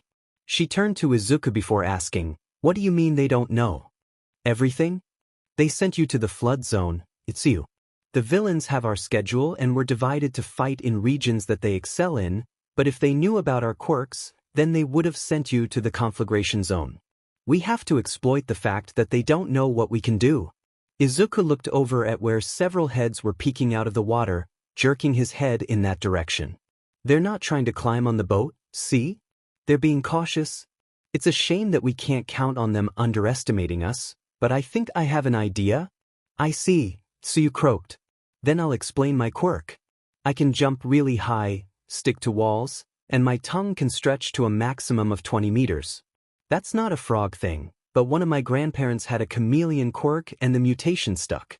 I can also spit up my stomach and secrete a mild poison, but it's more of an irritant than anything else."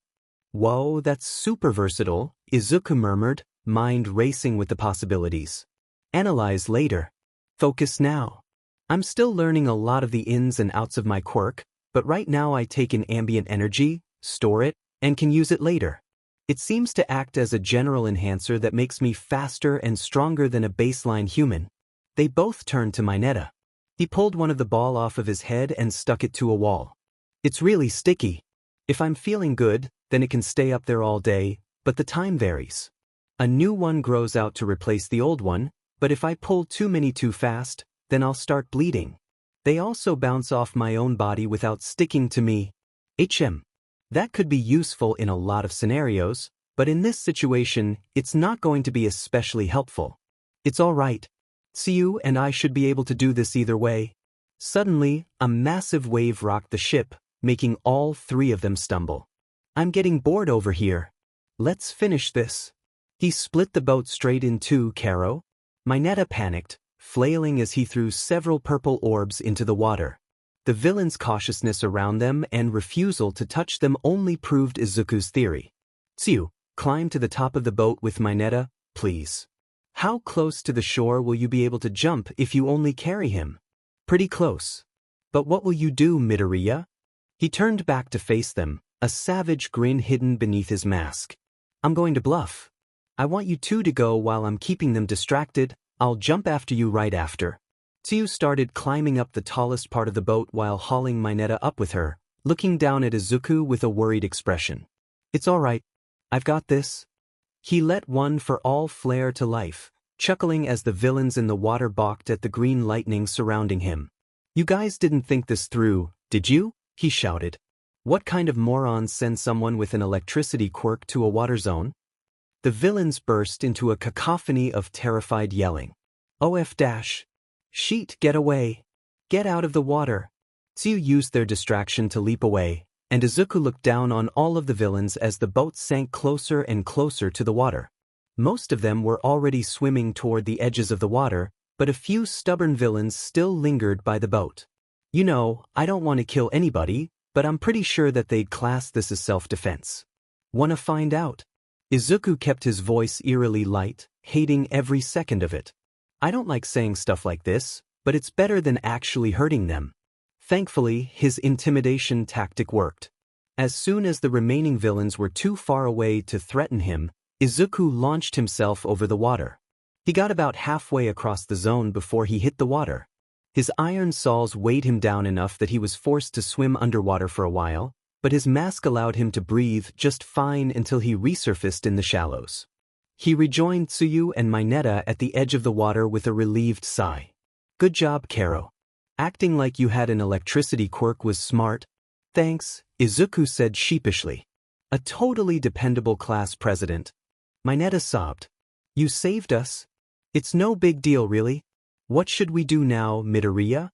Tsuyu questioned. Right? For now, our first priority is getting help. We should follow the shoreline to the exit and avoid the plaza altogether, if at all possible. Tsuyu nodded. That sounds like a plan. It looks like Aizawa-sensei is drawing most of them to the plaza. There are too many of them, Izuku murmured. He's more than holding his own out there, but it's still too much for him to handle alone. He knew that and jumped in to protect us anyway. Surprisingly, Mineta seemed to pick up on his tone. What? Midoriya, don't tell me that you're gonna? I'm not saying that we should dive right into the fight. Just that we watch for openings and lighten Aizawa-sensei's load whenever we can. Keen, green eyes tracked Aizawa as he jumped around the plaza, watching as the first villain that stepped through the portal grabbed the end of his capture weapon before it could wrap around him. That's a fast reaction time. He's not like the others. The hand villain weaved between his allies as Aizawa fought them off, and Izuku gasped when he saw a hand grab hold of his teacher's elbow. A 5-point activation quirk? What? Aizawa's elbow started crumbling. Disintegration? Decay? Whatever it is, this is definitely the villain who destroyed the gate yesterday. Let the media in as a distraction while sending a warper to steal the schedule amidst the chaos. That's clever. He's the leader here. Thankfully, Aizawa jerked back from the villain's grasp quickly. His elbow continued taking damage without direct contact, But once his hair raised as he cancelled the villain's quirk, it stopped.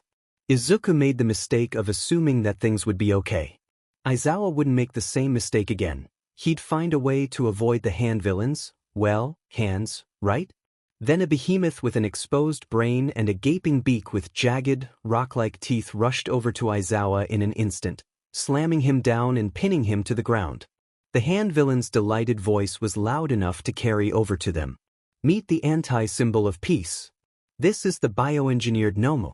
This is how they plan to kill All Might. Aizawa-sensei can't beat something like that. Canceling quirks is pretty cool, but it's nothing special. There's not much you can do against raw strength. The Nomu snapped Aizawa's arm like it was a twig, and blood dripped down onto the ground beneath it. He's going to die. I have to get the Nomu off of him. I have to pull the thing off somehow. Deep within himself, Izuku felt a faint, pleased buzz. Something almost like satisfaction. Black tendrils exploded from him. They writhed as they lifted him into the sky, destroying everything in their path. Izuku gritted his teeth in pain, choking at the overwhelming, burning sensation as the tendrils dragged him toward the plaza. Despite all of this, only one thing was running through Izuku's mind. Protect him. I have to protect him. Calm down, Nine. Wield the quirk. Don't let it wield you. Izuku's eyes widened as a vaguely familiar red, glowing man spoke to him. You may not have been born with a quirk, but you were born with certain secondary traits. You're capable of controlling this, Nine, I know you are. Turn the valve. Control the power, turn the valve, protect him. What kind of Slenderman fuckery is this? The hand villain cried out, looking up at Izuku with something like fear. The tendrils still thrummed with energy, but they were less aggressive now. It was like the burn that came after a good workout instead of the burn that would come with touching a stovetop. The tendrils wrapped themselves around the Nomu, intertwining themselves until they became a reinforced, braided cord.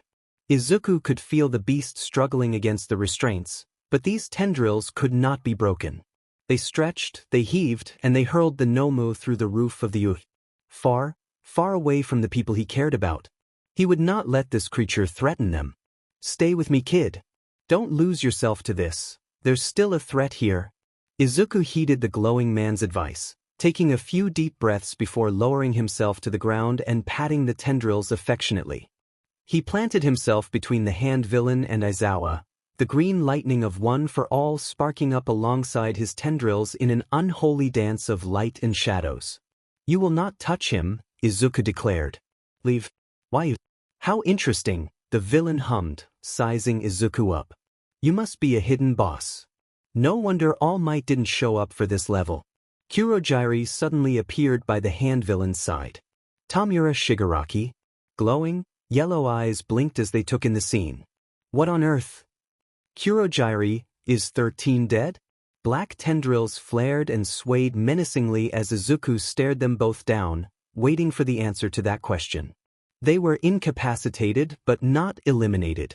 Unfortunately, I was unable to warp away all of the students. One of them escaped. Oh, it truly is game over then. With the heroes on the way and the hidden boss here, there's no point in sticking around. We're underleveled for this fight. Shigaraki turned to face Izuku as he said, We'll be back, hidden boss. Shigaraki and Kurogiri warped away, causing several villains in the plaza to cry out in despair once they realized they were being left behind. Izuku stood in place as he guarded his teacher. A few villains tried charging him and Aizawa, but he put them in the ground for their hubris, leaving tendrils wrapped around them until help came. Pretty useful, isn't it? That's my quirk, Black Whip. The quirks of the past users of One for All, they've been lingering in there all this time, growing stronger alongside the base power that was passed on. But you, kid, you're the first one that they've wanted to wield them. Black WHP is great for capture and mid-air maneuvers, but it's influenced by your emotions. It went out of control because you were so scared, but when you channeled that fear into determination to protect your teacher, they calmed down and focused on that mission. It was real impressive to see. I see, Izuku murmured. Midoriya. Izuku turned to face his teacher with a tilted head. Aizawa sighed, gritting his teeth as he started to stand. We are discussing your quirk after this. Izuku nodded before paling when he realized something. Wait, can Aizawa-sensei hear the red, glowing man or?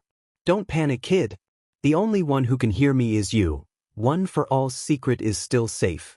And my name is Daigoro Banjo, though you can also call me Five. The fifth wielder of One for All? Exactly that. You're smart as a WHP, 9. I'm almost out of time, but know that you aren't alone. All the vestiges are with you, and in time, 5 more quirks that are buried within One for All will be with you too. It's a lot to, but if anyone can do it, then it's you, kid. Work hard. Banjo began fading from existence, giving Izuku a reassuring grin, a thumbs up, and a pat on the head that felt more like a whisper of wind than any real touch. I was not warned that One for All came with friendly ghosts. The feeling of mirth within Izuku was most definitely not his own, and that would be a strange sensation to get used to. Definitely need to talk to Tokoyami and Dark Shadow eventually. One for All seems to be a sentient quirk too. Or is it called something different when a quirk stores consciences? I doubt there's a category for that. Tokoyami would still be good to speak to. He's someone who has experience with someone else knowing his every thought and with feeling emotions that aren't his own. I'll just have to be careful about how I bring it up. Tsuyu and Mineta cautiously approached Izuku and Aizawa, the former asking, "Is there anything we can do to help, Karo?" Izuku shook his head. Aizawa-sensei needs medical attention, but all my first aid supplies got soaked in the flood zone. We can't risk an infection by treating anything with contaminated supplies. I'm right here, Midoriya, Aizawa huffed. A broken arm isn't that bad in the grand scheme of things. I can still walk. Let's just get you kids back to the entrance. Said entrance was suddenly blown wide open. All Might burst through the door, kicking up walls of dust with his speed. Once the air cleared, Izuku could see that his idol's teeth were gritted in an unnatural grimace that sent a chill up his spine. Fear not. Him here? All Might's expression morphed into one of confusion as he looked at Izuku, who currently had several terrified villains wrapped up with Black Whip, though he rushed over to them anyway. Aizawa, what? You're late, Aizawa spat. And because of that, these kids had to fight for their lives. Some still may be. We've got the plaza, you go check the other zones. Are others coming? Yes, of course, All Might said, guilt written all over his face. His gaze lingered on Izuku for a moment before he shook it off. The rest of the staff is on the way. I'll go make sure all the kids are all right. Izuku watched his mentor take off before beginning to head toward the entrance, holding the villains he'd captured off the ground so that they didn't get injured by him dragging them along.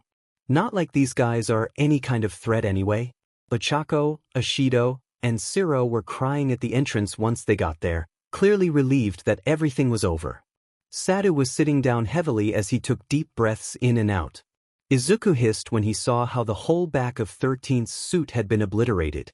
Shigaraki was never over here, so how? Kurogyri must have used their own quirk against them. 13 isn't a combat hero, so they probably couldn't react in time. Izuku, what was that? Chuko cried out. You were just suddenly in the sky with all these tentacle things coming out of you. I thought a villain got you, but then you were controlling it. How? Izuku laughed uneasily, and Black Whip vibrated with his nerves, shaking the villains in their grasp. One of them got sick. Apparently, my quirk is a hell of a lot more complicated than I thought it was. Thankfully, none of Izuku's classmates were hurt in the attack. Aizawa only had to be seen by Recovery Girl before he was at his best again, but he passed out immediately after being healed. Izuku tried not to feel grateful about the fact that he would be able to avoid that talk about his quirk for a bit longer. 13 was in more serious condition, but the paramedics that had taken them to the hospital told them that they were likely to make a full recovery. They could have just been lying to reassure us, but we can't do anything but hope for the best now. Now, Izuku was sitting in a room at UA. He looked back and forth between All Might and a plain-looking detective that apparently knew about his small form, given that he didn't react to All Might transforming at all. Wanted to talk to me? You said that it wasn't a time for giving statements? The detective smiled at him, but Izuku didn't trust it for 1 second. There was an uneasy look in his eyes that made Izuku feel like he did something wrong even when he knew he didn't. And this isn't quite that. My name is Naomasa Tsukachi, And my quirk is lie detector. Tsukachi didn't explain any more than that, but he didn't need to. I wonder how, exactly, it works, but he's probably keeping that a secret for a reason. I do want to ask you something about what happened, but your official statement can wait. Midoriya, what is your quirk? Izuku tensed slightly, cursing himself for the instinctive reaction. It's registered as accumulator, an energy-based emitter quirk. Oh, I'm sorry, young Midoriya. Naomasa is one of my closest friends. He knows about one for all in addition to this form. You don't have to hide it. A little heads up would have been nice. How many people know? Why am I not allowed to tell anyone if you told people? Izuku took a deep breath before saying, right? My quirk is one for all. And you don't have a quirk other than that? Is this about Black Whip? Wait, is this an interrogation? Izuku thought, truly hurt. All Might had rushed him off into a room to talk about this immediately, and while Izuku wouldn't have minded explaining, the fact that he brought someone to make sure that he didn't lie stung. Does he not trust me? No, it wasn't technically a lie. Black Whip was a part of One for All, so while it was its own quirk before, it was under the same umbrella now. Then, my boy, what was that power at the USJ? A part of One for All. I saw Aizawa-sensei get hurt by that Nomu and could only think she's going to die, and I have to protect him. Then those tendrils were everywhere. I guess it adapted to what I needed. He didn't miss the way that both Tsukachi and All Might relaxed at that, the latter practically slumping over in relief. Something is going on here. What are they not telling me? Tsukachi smiled at him before saying, thank you, Midoriya. You should probably get home now. Classes are canceled tomorrow while we run a thorough sweep of the school and help them implement security measures, so get some rest. You did well today. So then why were you treating me like a criminal? Izuku breathed a silent sigh of relief when Aizawa walked into their next homeroom completely unharmed. Morning. It's good to see that you all stuck to the course, Aizawa said in an unusually gentle tone. I didn't even consider that someone might. We did face villains unusually early though. We haven't even really learned anything yet. Glad to see you doing well, Aizawa-sensei. Ida cried out, and the rest of the class echoed the sentiment. It wasn't anything serious. What is serious, however, is the fact that UA's sports festival is nearly upon us. We're still having that. Isn't that a bad idea after the villain attack? Mineta cried out. Most of Izuku's classmates seemed too excited to care, but Izuku did notice that Kuda and Ojiro also seemed nervous. It's necessary. Suddenly canceling would create unease, and it's better to show that UA's crisis management protocols are sound. That's the thought behind it, anyway. However, it's not just business as usual. There'll be 5 times the police presence in comparison to past years, and heroes will be on high alert throughout. Aizawa sighed before looking over them all. Besides, the sports festival is important to your careers. It's one of the biggest opportunities you'll get. It's not something that can be cancelled over a few villains. Yaoyorozu raised her hand before saying, the nation's top heroes will all be watching, correct? They'll all be there as scouts. They'll be looking to hire us as sidekicks after we graduate. It's a great way to get your foot in the door, Kaminari said with a wide grin. A lot of those sidekicks never manage to go solo though. They're stuck as sidekicks forever. If you're not careful, then that'll be you, Kaminari, Jiru snorted. I really don't get why everyone is so obsessed with working alone. Hero groups can reach more people with a wider skill set. And why do we even call people sidekicks? It's not like they don't have heroes licenses. Aizawa cleared his throat. Naturally, you'll gain valuable experience and popularity if you're picked up by a big-name hero. The better you do in the sports festival, the more likely that will happen. But your time is limited. Show the pros what you're made of here and make a future for yourselves. You only get 3 chances at earning internships like this.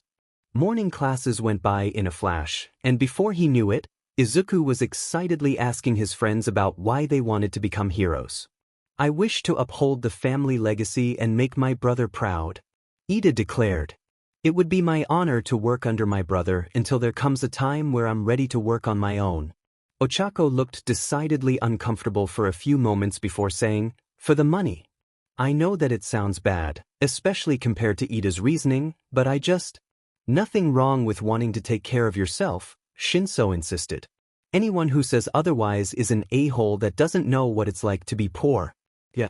My family owns a construction company, but business is bad. We've always struggled to put food on the table.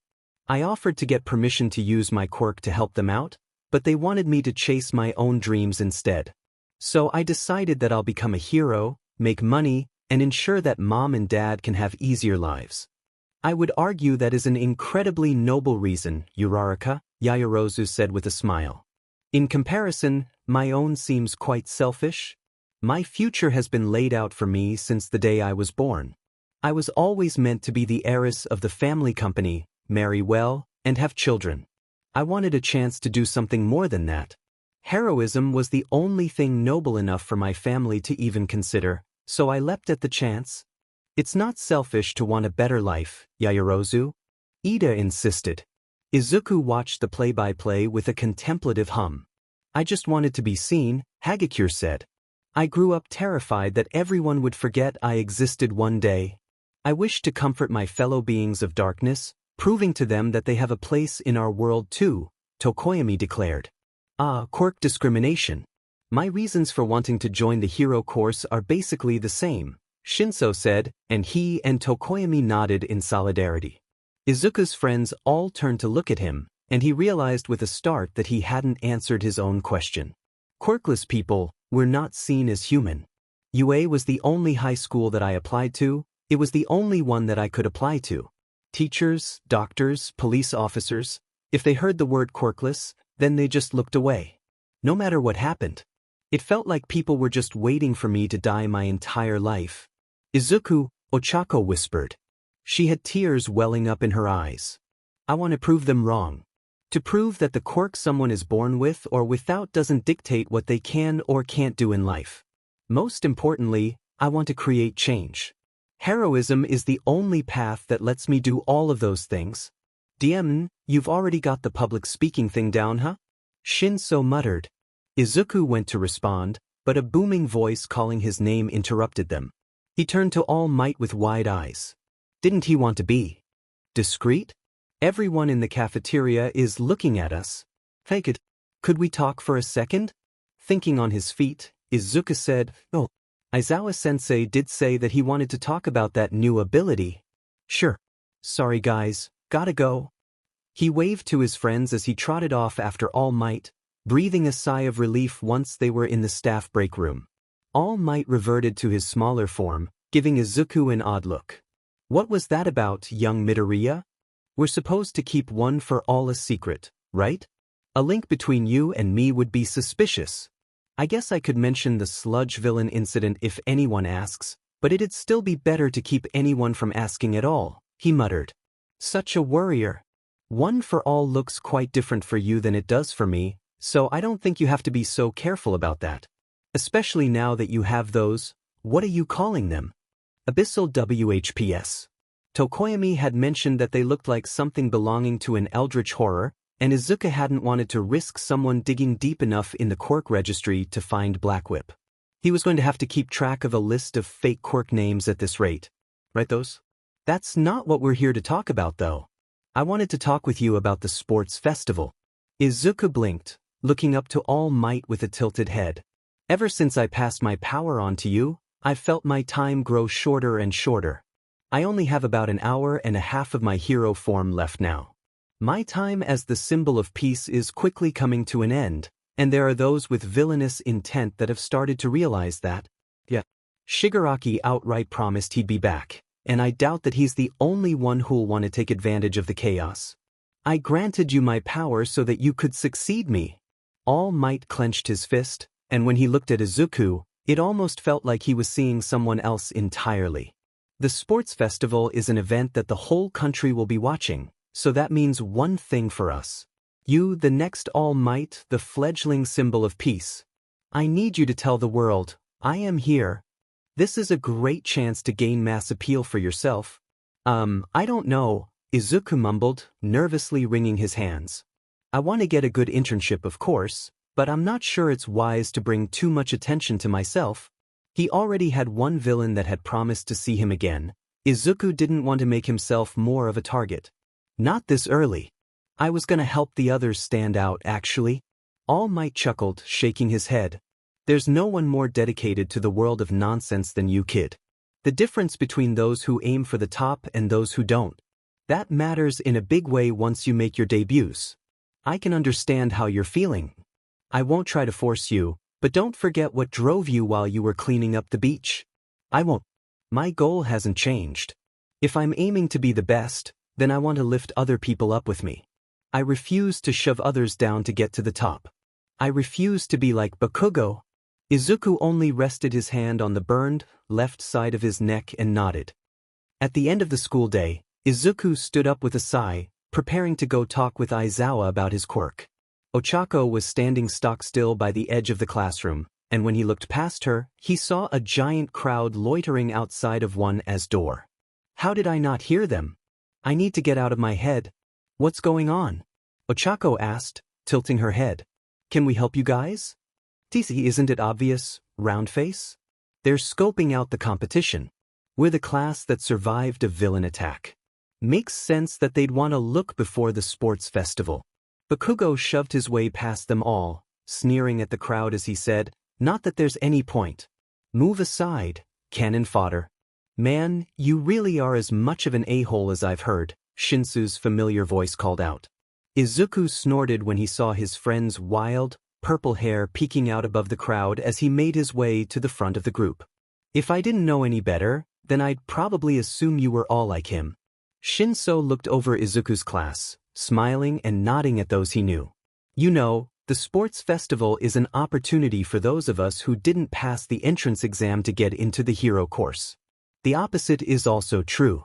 I'm sure most of you don't feel too threatened by a general education kid like me, but I've been using Midoriya's training regimen from hell since before the term even started. Oh my god, there's another one, Kaminari whimpered. Consider this a declaration of war. Another voice called out, saying, Hey, I'm from Class 1B, right next door. Heard you guys already fought villains and wanted to hear more, but all I'm seeing is this arrogant BSRD. You better not make fools of the hero course during the sports festival. Izuku stepped forward with a placating smile, bowing before the silver-haired student.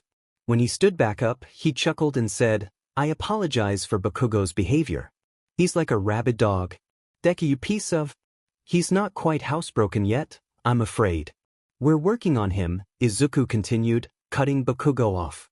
Shinso choked on a laugh, and the silver-haired student guffawed as he said, Your class has won too, huh? I look forward to fighting you guys. Bakugo screamed incoherently before starting to shove through the crowd. Dude, what are you doing? You're gonna have a whole mob of haters at this point. Izuku watched as Bakugo turned back to Kirishima, simply saying, I don't give a shit. I'm heading for the top. Why should I care what anyone else thinks? Bakugo left after that, and Izuku listened as some of his classmates agreed with what Bakugo said while others were arguing against it. It's one thing to be aiming for the top, but it's another entirely to disregard everyone around you. How is he expecting to get to the top anyway? Public approval ratings are a big part of the rankings. Shaking his head slightly, Izuku looked out over the crowd as he said, I look forward to competing with you all. Let's all do our best, yeah? The vast majority of the students seemed appeased by that, a few even thanking Izuku for what he did in the cafeteria. He apologized to them all when he had to leave, telling them that he had a meeting with his homeroom teacher in a few minutes. Thankfully, they parted to let him and the rest of his class through, and Izuku made it to the teacher's lounge just in time. Aizawa-sensei? He asked, peeking his head in sheepishly. The voice he heard wasn't who he expected it to be. Hey there, listener. You looking for show? I didn't realize that Aizawa-sensei and Mike-sensei were friends. Izuku nodded. Benjamin. He wanted to talk about my quirk. Ah yeah, I remember him mentioning that. I hear we have you to thank for Sho being as uninjured as he was after the... Present Mike walked over toward the door, resting his hand on Izuku's head as he lightly ruffled his hair. You were super brave, Midoriya. But it was a fluke, really. And it's not like I kept him from being hurt at all. You've only been a student here for a few days, Present Mike chided. No one expects you to be perfect. You're doing well. You've just got to keep at it.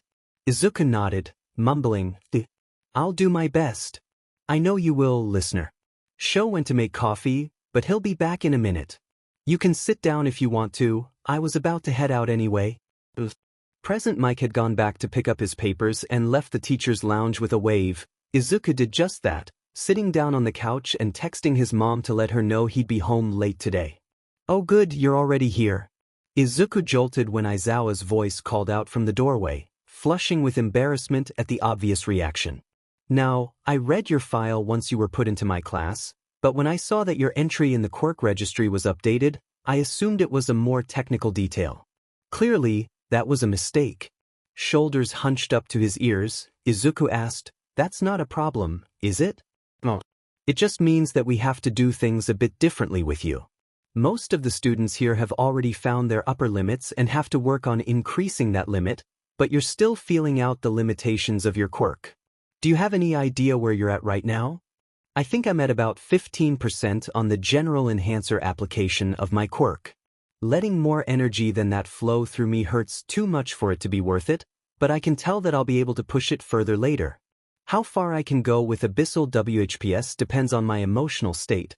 They're very reactionary. Izuku allowed a little wisp of black whip to form, watching as the shadowy tendril vibrated slightly as it weaved between his fingers. I'm a bit nervous, so they're acting like this right now. The only reason they were so destructive at the USJ was because I was terrified. Once I calmed down, they were very cooperative. I'll just have to be careful using them in stressful situations. Got any idea how you managed them the first time? Might help us figure out what else you can do. Izuku nodded. That Nomu, it was too strong. I could tell just by looking at it that I couldn't do a thing to it, but I couldn't just stand there and watch it hurt you either. Abyssal WHPS just happened. I think that I might be able to store and use different types of energy in different ways. I'm not sure. In retrospect, Izuku was very lucky that Black Whip didn't take physical damage. The thought of that Nomu breaking the tendrils somehow and that pain transferring to Izuku's body. He shuddered. Well, I won't say that I'm not grateful, but be more careful in the future, okay? The teachers are meant to protect the students, not the other way around. Izuku nodded, knowing full well that he'd do no such thing. The reason that he got one for all still stung, but he wasn't going to hold this kind of power and not use it to help people. Don't forget that you're the representative for the first years. Find time to write a speech in between your training sessions. Izuku smirked and said, I haven't forgotten. My speech is already done, actually. Aizawa pet an eyebrow at him before shrugging. That makes it easier. Go plus ultra kit. Good luck. Is everyone ready? We'll probably be called out soon. Izuku looked over his classmates after asking this question, chuckling as he listened to a couple of them grumble about not being allowed to wear their costumes. He hadn't needed to ask, it was clear that everyone was just waiting now, but it made him feel better to do so anyway. Midoriya. Izuku hummed as he turned to face Todoroki, tilting his head. Yeah? What is it?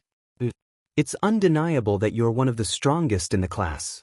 First the Quirk apprehension test, and then the USJ. Todoroki gave Izuku a considering look. All Might's keeping a close eye on you, isn't he? I'm not gonna pry about why that is, but even still, I will beat you. Ugh, someone has already noticed, huh? Declarations of war from within the class too now. You guys are all so intense, Kaminari snickered, grinning as he started sparking off excess electricity. It's got me excited too. Kirishima reached for Todoroki's shoulder, but the latter just brushed him off. Come on, don't go picking a fight right before we go out there. I don't care. I'm not here to make friends.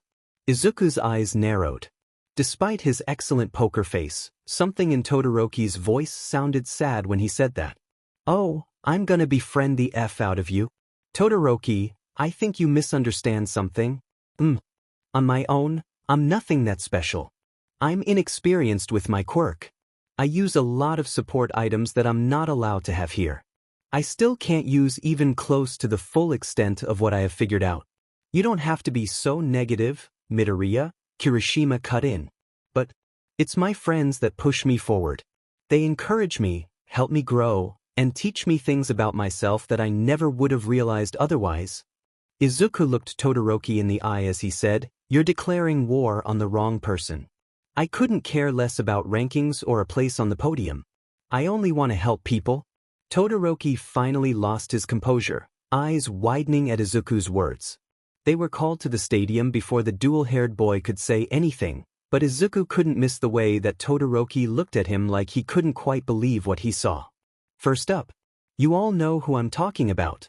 The miraculous rising stars who brushed off a villain attack with their steely willpower, 1A. The sheer number of spectators was intimidating and their cheers were deafening. And we're expected to put on the best performance we can despite the crowd. I suppose this is simply another skill required to become heroes, Ida declared. They're giving us way too much credit, Kirishima mumbled. But we won't let it shake us, right? Bakugo scoffed. DMN right. It only gets me more pumped up. Then we have 1B. You may not know them yet, but these rising stars are full of potential too.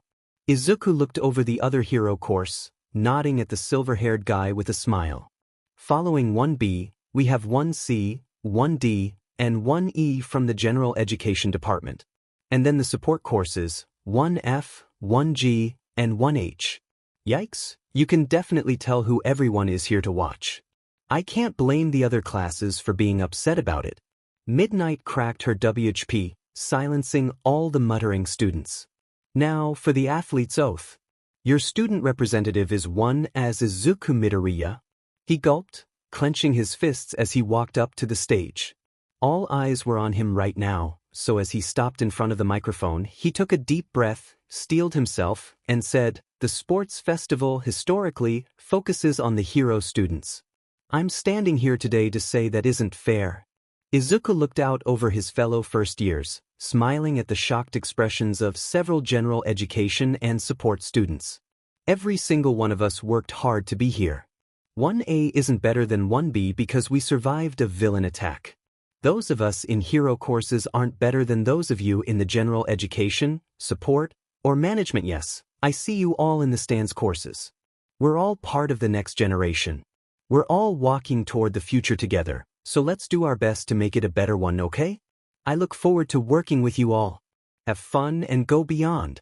Plus ultra. Midnight gave him an approving nod as he stepped off the stage, and the happiness he could see on the faces of the other classes reassured him that he'd made the right choice. Well, after that rousing speech, let's not waste any time. A blank hologram popped up, and everyone in the stadium stared at it in anticipation. The first event is the qualifier round. This is the stage that sends so many people home crying each year, and this year's event is. Midnight pointed to the hologram. An obstacle course. That shouldn't be too difficult for me at all. It's a race between all classes. The obstacle course is a 4-kilometer lap that wraps around the stadium itself, and as long as you don't go off the course, anything is fair game. Racers, to your positions. Everyone moved to stand in front of that gate, and Izuku narrowed his eyes as he studied the size of it. The first obstacle, huh? It's too narrow for everyone to go through easily. Start. Izuku jumped above the crowd with one for all active, skiing when he saw Todoroki rush forward in a trail of ice that left several students stuck. He activated Black Whip 2, using the shadowy tendrils to propel himself forward and shatter the ice in the corridor. Good luck, he called down to them. As expected, no one in 1A was caught off guard by Todoroki's first move, and Izuku grinned when he saw that Shinso had avoided it too. Black Whip reached down to grab his friend and bring him up in the air with him, and Shinsu's startled yell had Izuku laughing before he could restrain himself. "Warn a guy, will you?" Present Mix's excited yell echoed throughout the stadium. Talk about a dramatic start. Todoroki tried to leave his opponents out in the cold, but 1A's reaction time was too fast. The icy path he left behind was smashed to pieces by Midoriya, freeing those who were trapped by it before. What's with that assistance in a competition? Midoriya did the same during the entrance exam and scored the highest of all applicants. He wouldn't see any reason to stop being a team player now, Aizawa said dryly. Well, let's see how they deal with the first obstacle. Robo Inferno. Even more robots? At least I know how to deal with his. Izuku gaped in horror as he took in that, beyond the ordinary robots, there were about a dozen zero-pointers as well. Everyone paused as they looked up at them, and Shinso looked like he was regretting everything that led him to this moment as Izuku put him down beside him. I don't think that 15% of one for all is going to be enough to damage these monstrosities. Black Whip though? So these are the faux villains that they used for everyone else's test, Todoroki muttered, ice already beginning to swirl around him. Yaoyorozu looked concerned as she asked, where did they find all the money for these? Honestly, I want to know the same thing. This is a bit excessive. With a single move, Todoroki froze the 0-pointers on either side of him. The robots groaned and creaked as Todoroki rushed through, and Izuku could see Todoroki's strategy with that move now. Several students tried to take advantage of the gap that he left behind, but Izuku used Black Whip to JRK them all back, including an overzealous Kirishima and the silver-haired guy from 1B just before the robots crashed to the ground. One as Todoroki is busting through and sabotaging others in one move. Talk about ice cold. Thanks for the assist, Midoriya. Kirishima called out as Izuku brought all of the tendrils back to him. He danced around, sparking green as he took down several of the easy robots first, falling back to protect those who were struggling against them. Robots can malfunction. I will not give them the chance to. Down low didn't work for one as Bakugo, so he took the high road. Smart move. Tokoyami turned to Izuku with a questioning glance, received a nod, and joined Shiro in chasing after Bakugo in the skies. Izuku grinned, knowing that what he was about to do would piss us off the explosive blonde beyond belief. Izuku leapt with one for all active, boosting his jump by striking the ground beneath him with Black Whip. Once he had landed on top of one of the 0-pointers, Izuku turned back to where so many students were stuck fighting, including some of his own classmates. Dozens of tendrils snaked out of him, aiming for the center light on the X's of the 0-pointers' faces and striking. The red glow on their faces died as they stopped moving, and Izuku gave a jaunty wave before moving on. What? What are you feeding your kids, eraser? Midoriya just took out the rest of the 0-pointers on his own. That one came like that, Mike? Well, if the first obstacle was so easy, then we'll see how you fare with the second. Fall and you're out. Good luck crawling the ropes from platform to platform in the fall. Izuku kept running forward, jumping and using Black Whip as tethers to the platform he was aiming for. He was still behind Todoroki and Bakugo, but he wasn't aiming to pass them anyway. It'd be too much trouble. I want everyone to get the chance to show off what they've got, though, so I'll let them handle this on their own now. With the nets I can see down there, this is a much safer obstacle than the robots. Yo, Midoriya. Izuku grinned as he sent Black Whip to pick Shinso up again, using 2 tendrils to anchor them to platforms now to account for the added weight. Not complaining about the weird shadow tentacles now, are you? Yeah, you and I both know it's better for them to underestimate me. Izuku nodded. No need to reveal your quirk if you don't have to. Save that for the inevitable one-on-ones. They moved more slowly with the 2 of them. It was a bit difficult to time the launches right and keep them from hitting the ground so hard they ate dirt, but Izuku was having the time of his life. I love flying. Being up in the air is so freeing. I wish I could do this more often. Izuku felt a foreign buzz of warmth and contentment well up within him. He sat Shinso down on the other side of the chasm, wondering why that feeling was so familiar before realizing something. Wait a second, that was almost like when Black Whip? Go ahead, Midoriya. I've got it from here, Shinso called out, and Izuku didn't hesitate to do just that, mind racing. Hello, 9. Izuku glanced to his left as he ran forward, seeing a woman with a glowing, white aura floating by his side. I'm Nana Shimura, also known as 7, and our leader has reached the final barrier. That is to say, he's just reached the minefield. A quick glance will reveal the mine's locations, so keep both eyes open and watch your step. They're not deadly, of course, but they still pack quite the punch. Todoroki is really going full throttle. If you're 7, then doesn't that mean that you're all mites? I was his mentor, yes, she said with a warm smile that only made that more obvious. I'm sorry that he's trying to push his image of a hero on you. He chose to become the symbol of peace, but many wielders of one for all never rose particularly high in the rankings. We want to help you become the kind of hero that you want to be. Thank you. That means a lot. Izuku hated feeling like he was letting All Might down by just being himself, but he didn't want to lose who he was by becoming a second All Might either. Do you think he'll? Toshinori is stubborn. He's had a certain image in his head of his successor for a long time now. It'll probably take time for him to adjust to the fact that you're your own person with your own dreams and goals, as bad as it sounds.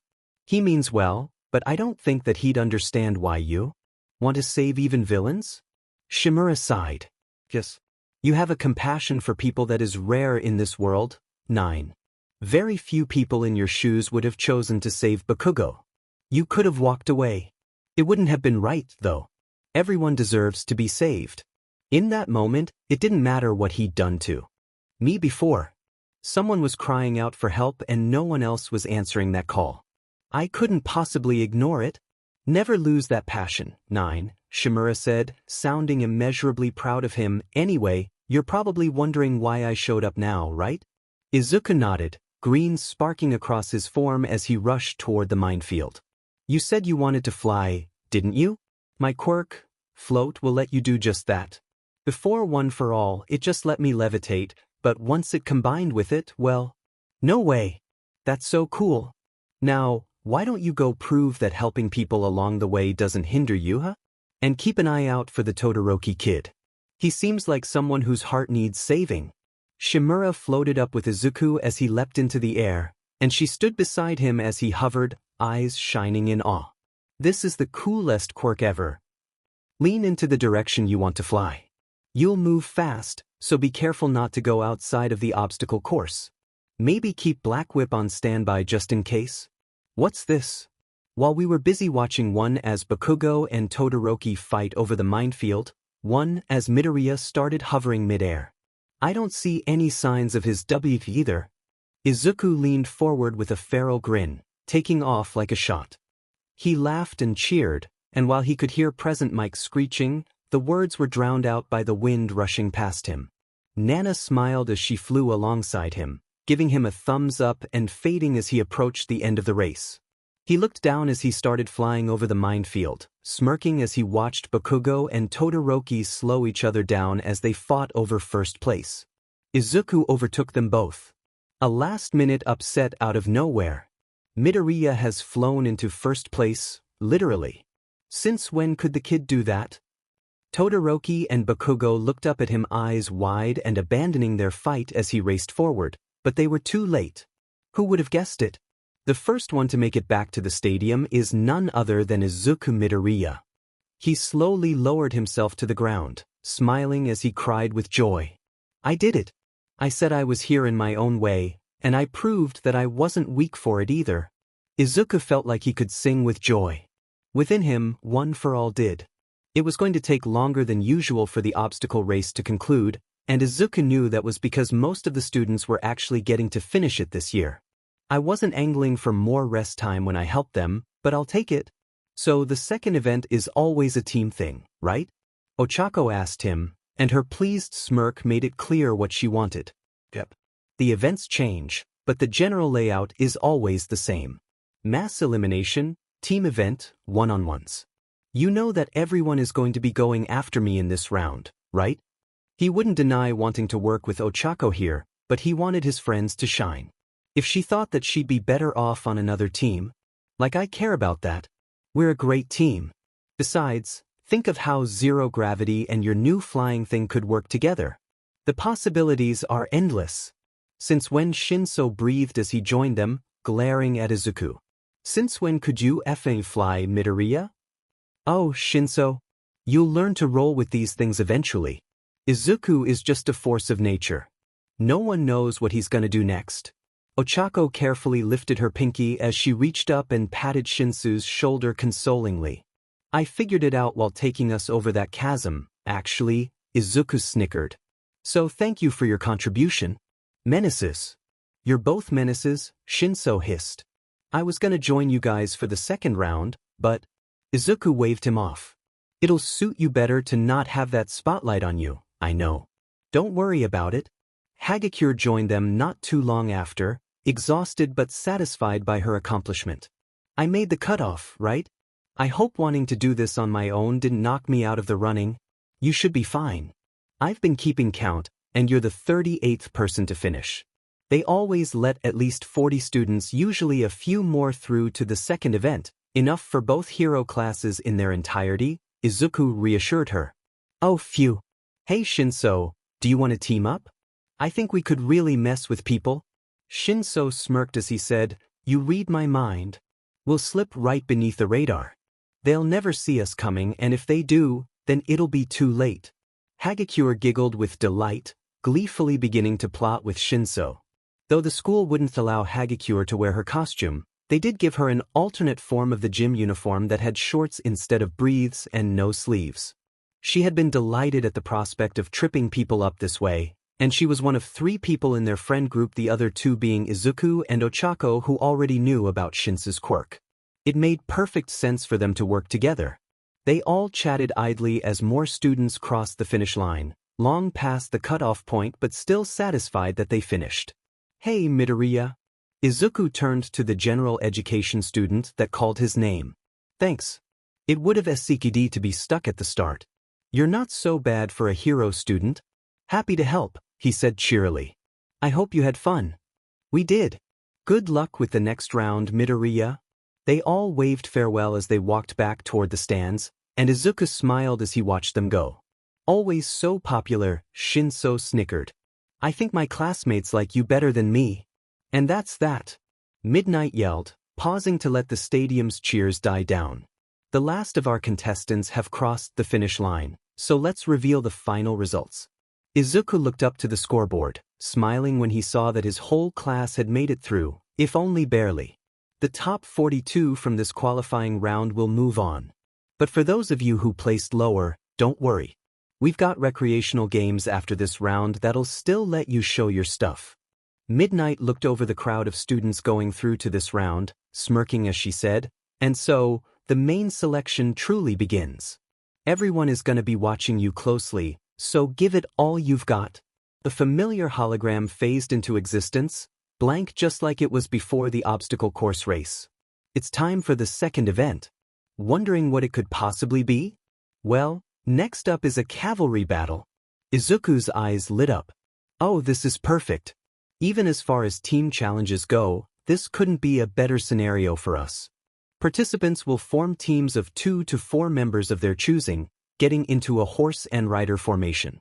You've got to work together to snag the headbands from other teams while guarding your own.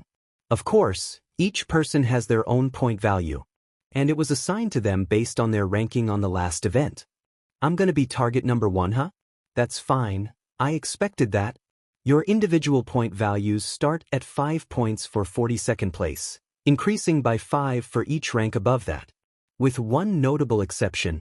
And here comes the twist that gives everyone a chance to win. UA was surprisingly formulaic about these things. Izuku knew what he had been getting himself into when he crossed the finish line first, even if he wouldn't have thought to do so without Shimura's nudging.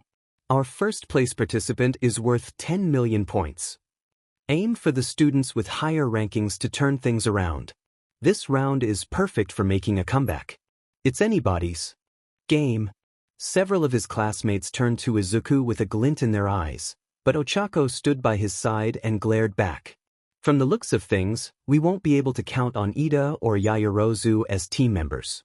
Shinso and Hagakure will probably work alone, and Ochako and I can always do the same if necessary. The match will last 15 minutes. Each team's points is the sum of its individual members, and each rider will wear their team's headband, displaying their total point value. Headbands have to be worn at the neck or higher, including those that you steal from other teams. The more that you have, the more difficult they'll be to manage. Chamaisi. Everyone is going to be going after me from the start, so if it's possible, most importantly, even if your headband is taken and your formation is broken, it's not over till the time runs out. You can get back in the game. Izuku smirked, and a plan was already beginning to form. Quirks are allowed, so this will be a brutal battle. However, this is still a cavalry battle, so attacking another team with the intent of making them fall will get you a red card. If you do that, then you really will be out of the battle. Now, you've got 15 minutes to form your teams. Izuku looked over to Tokoyami and asked, You want to be on our team? You and Dark Shadow work well with Ochako and I's mobility, and I can always power Dark Shadow up with Abyssal WHPS too. You are one with the darkness. It would be my honor to dance among the shadows with you. Who's gonna be the horse, Izuku? He looked at Ochako before saying, I'd probably be our best option. I can use Abyssal WHPS best if I'm not carrying people, and there aren't any rules against turning this into an air battle. Ochako's eyes shone. I could lighten our team and you could fly us all up.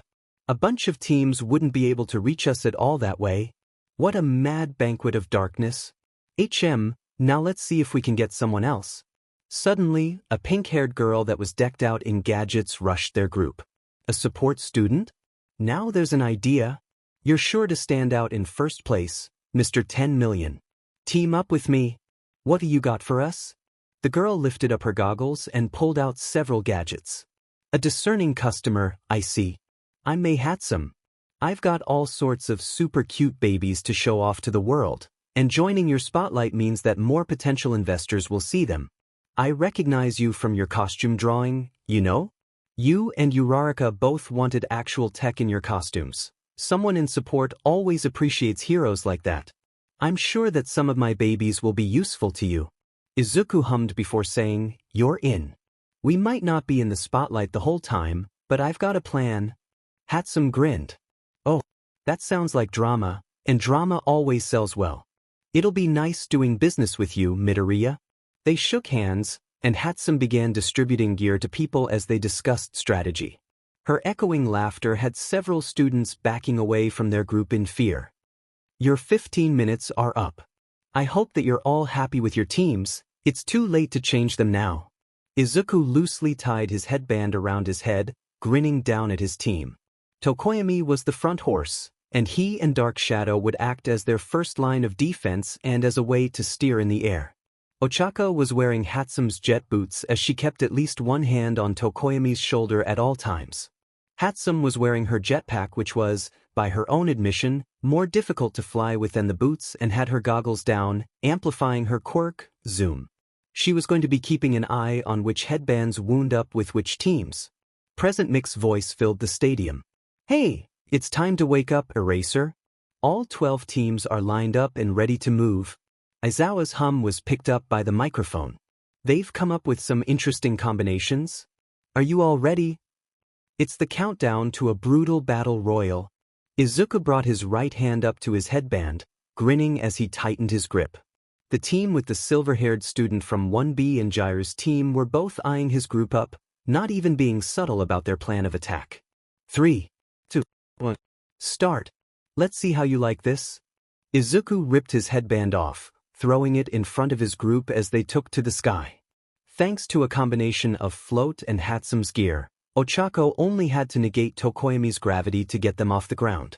The other team scrambled to grab the fluttering headband. What's this?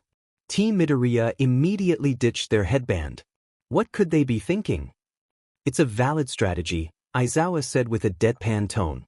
They would be targeted the entire time if they kept 10 million points. And with the other teams desperately going after that headband. Izuku cackled as he sent Black Whip after Bakugo, grabbing his 665-point headband as the explosive blonde was barely beat to the 10 million points by Todoroki. He fastened their team's new headband around his head, and they could all hear Bakugo's enraged screaming from their place in the sky. Midoriya's team had the chance to take a headband with less risk attached to it, Aizawa concluded. Izuku's strategy was twofold. First, they would ditch the 10 million points right away. After that, they would take Bakugo's headband away from him, ensuring that he would be gunning for their team the entire time. Their main focus was keeping him busy until the end, and then they'd go back for their points once time was almost up. Bakugo is a threat. If it was anyone else, then he'd still try to go after his headband before going after the 10 million points, but because it's me, he'll be even more fixated on it. We just have to run out the clock. Sorry to turn this into a game of keep away, but we would have done that with the 10 million anyway, Ochako reassured him. At least this way, it's only Bakugo coming after us. Indeed. I do not wish to face him in the one-on-ones, so eliminating him here is vital, Tokoyami muttered. As long as we get to show off my babies, I don't care. Bakugo blasted up toward them, reaching toward Izuku as he screamed, "Give me back my headband, you shitty." Dark Shadow smacked Bakugo down, and Izuku used Black Whip to ensure that he didn't blast his way back up. Zero barely managed to grab Bakugo and pull him back into their formation before he hit the ground. Is leaving your formation even legal? Present Mike screamed. It is here, on a technicality. As long as the rider doesn't touch the ground, it's all okay. Midnight answered, and her microphone ensured that even Izuku and his team could hear her. Well, Izuku chuckled. Doesn't that sound like a appealing loophole for a flying team?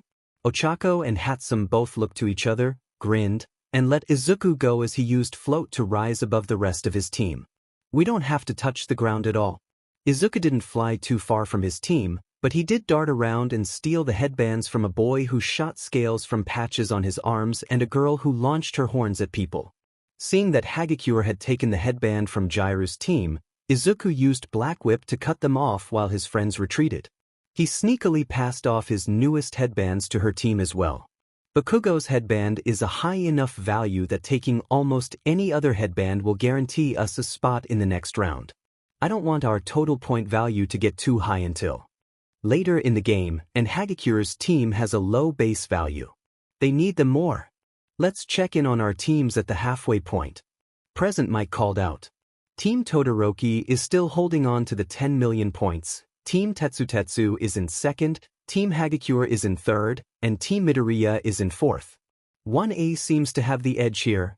Izuku grimaced as he watched several teams turn toward Hagakure and Shinso, clearly planning to overwhelm them with numbers and go for their points. The rest were still targeting Todoroki with the exception of Bakugo, who Izuku warded off every time he made a grab for his original headband. He looked over the teams below him and whistled. Dark Shadow and by extension, the rest of Izuku's team joined him, and Izuku gently lowered himself back into his team's formation. We need to take some of the points from Tetsutetsu's team. If it wasn't for our original headband, then he'd have first, and we're capable of dealing with that threat right now. Ochako and Hatsum looked at each other before nodding and easing off the gas. Their team tipped forward with only Tokoyami keeping them in the air, and they held on tight as Dark Shadow raced forward and dive-bombed Tetsutetsu's team. Between Dark Shadow's quick grab and Black Whip, they grabbed 2 headbands from Team Tetsutetsu before their gear took them back into the sky. Izuku sked when he flipped them over and saw that they both had lower point values, 290 from Team Kendo and 215 from Team Kodai, but Tetsutetsu's team wouldn't be too large a threat as long as they kept him from getting any other headbands. Now that his team was rattled by the sudden air attack, several teams broke off from Hagakure's to target his 705-point headband instead. You know, I really didn't expect 1A to have any strategists among them, but you've impressed me, Midoriya. He jerked his head to the side, eyes widening when he saw a floating, detached mouth, ear, and blue eye. You're not only trying to win, you're trying to control who goes through to the next match? Maybe so, Izuku admitted. But you're talking to me instead of attacking for a reason. My name is Nito Monoma, and I want to be one of those teams. I'll guard Hagakure's team and pester Bakugo's in exchange for one of those headbands. Izuku's eyes narrowed, but after a few moments of deliberation, he handed over the 290-point headband with a nod. If you don't honor your agreement, then I hope you know I'll ensure you don't have a single headband by the end of this. Of course. I'd expect nothing less. I'll be on my way then. A deal with the devil has been made, Tokoyami muttered. Monoma did honor his deal. Izuku and his team kept a close eye on him, watching as his team used air barriers, separated limbs, and telekinesis to keep any of Hagakure's headbands from being taken. With their current point value being higher than that team now, they didn't have to worry about being edged out of the competition by doing so either. Bakugo kept trying to go after Izuku, but he got batted away by floating limbs and became particularly enraged when Monoma brushed up against him and started using explosions too. He looked up at Izuku, glowered, and yelled, "You'll be eaten dead after I deal with this copycat, Deku." With both of their problems suddenly dealt with, Izuku grinned and said, "Let's go get our headband back, shall we? We've only got a few minutes left, folks." Team Todoroki is still holding on to the 10 million, having shocked and frozen most of the competition. It's looking like they won't be moving anytime soon. Ochako and Hatsum gently touched down in the center of a ring of ice, and Dark Shadow warily guarded their front, eyeing up Kaminari and the insulator sheet that Todoroki had been using to shield his team from friendly fire. Todoroki narrowed his eyes. So you did come back for it? What happened to not caring about a place on a podium? I want to lift up my friends, Izuku said simply. I'm not going to let them down just because winning doesn't matter to me. Ice swirled around Todoroki's right side, and Izuku's team shifted toward his left. We've just got to keep him from using his ice. He won't do it if it'll hit Ida in the process. Izuku created shade for Dark Shadow with Black Whip, encouraging them as they blocked an electric attack from Kaminari. Yaoyorozu was on guard, using a shield to block Dark Shadow from grabbing one of Todoroki's headbands from the front, but none of them saw a single, dark tendril creep behind them. The headband on Todoroki's forehead clearly had the number 615 emblazoned across it. Even with the one around his neck being turned inside out, Izuku knew which one he needed to go for. They didn't notice anything was wrong until it was too late. Todoroki startled, fire flaring up on his left as Izuku gave him a feral grin. Black Whip jerked back with its spoils, and Izuku fastened his original headband around his neck right away, not wanting to risk the time running out. There's only 1 minute left, and Team Midoriya just stole back their headband. Team Todoroki just dropped from 1st to 5th in an instant. Ida's engine started glowing blue. I'll be useless after this, so Todoroki? Grab it, he shouted. Let me go. Izuku screamed, and Ochako and Hatsum immediately did so. Overtorque? Recipro burst. Ida moved in the blink of an eye, and Izuku could barely fly away quickly enough to avoid Todoroki grabbing one of the headbands around his neck. When Izuku looked more closely at Todoroki, he saw something in his eyes that he didn't expect. It was fear. He seems like someone whose heart needs saving, huh? Izuku didn't have much time. He grabbed the headband with 215 written across it, took it off his neck, and gave it to one of his tendrils, handing the points over. Why? Todoroki asked, eyes wide as he put the headband around his neck. It seemed like the right thing to do. Time's up. Present Mike yelled, and Izuku sagged with relief. Everyone started breaking formation, relaxing now that it was over. Sorry, Tokoyami. I know you were hoping not to see Kaminari in the next stage, but it's time to see our top 4 teams. In first place, Team Midoriya with 10,990 points. In second place, Team Monoma with 955 points. In third place, Team Todoroki with 830 points. And in fourth place, Team Hagakure with 825 points. Wait, don't we need 16 participants in the next round? Midnight nodded from her place on the podium. As the only other team with points remaining, Team Tetsu will send 2 representatives from their team to fill in those places. Who will it be? In the end, a girl with vines for hair and a boy with a permanent grin was put forward. Though Tetsu it was nice to finally put a name to the silver-haired boy's face seemed disappointed in himself. Then that's it. Present Mike cheered. Our 16 finalists, folks. We'll be taking an hour-long lunch break before getting to the final event, so stay tuned. Midoriya. Izuku turned to Todoroki, tilting his head in question. Can we talk? Once Izuku and Todoroki were hidden from sight, Izuku looked over Todoroki with a carefully calm expression. He hid it well, but Izuku was far too used to fear's effects to not see it on the dual-haired boy. Todoroki was trembling. What did you want to talk about? Izuku asked, keeping his tone gentle. He wasn't sure what had Todoroki so shaken, but Izuku could see what Shimura meant now. There was something weighing on his classmate. Something awful. You overwhelmed me. So much so that I broke my own pledge. Todoroki clenched his fist, looking up at Izuku as he asked, why would someone with so much power give points away like that? Not just with me, but with Hagakure and Monoma too. I don't get you, Midoriya. Izuku chuckled softly. Most people don't. It would have been pretty boring if I just took all the points and stayed up in the sky with them, right? I could have, but that would limit the chances of other people getting internships. I'd be pushing them down and climbing over them, and I refuse to do that. You reach out to people. You save them in a way that leaves no question that they'll be saved. Even students outside of our class see you and are reassured. It's almost like Shudo's eyes narrowed as he asked, Midoriya, are you All Might's secret love child or something? Izuku snorted and shook his head. No. You seem uncomfortable around him. Izuku paled slightly. Is it really that obvious? I thought that I was hiding it well, but... Wait, then why would he assume All Might was my father? I won't pry, but I will listen if you want. I understand all too well the pressure that can come from those at the top. I don't like the sound of that. You know that my father is Endeavor, right?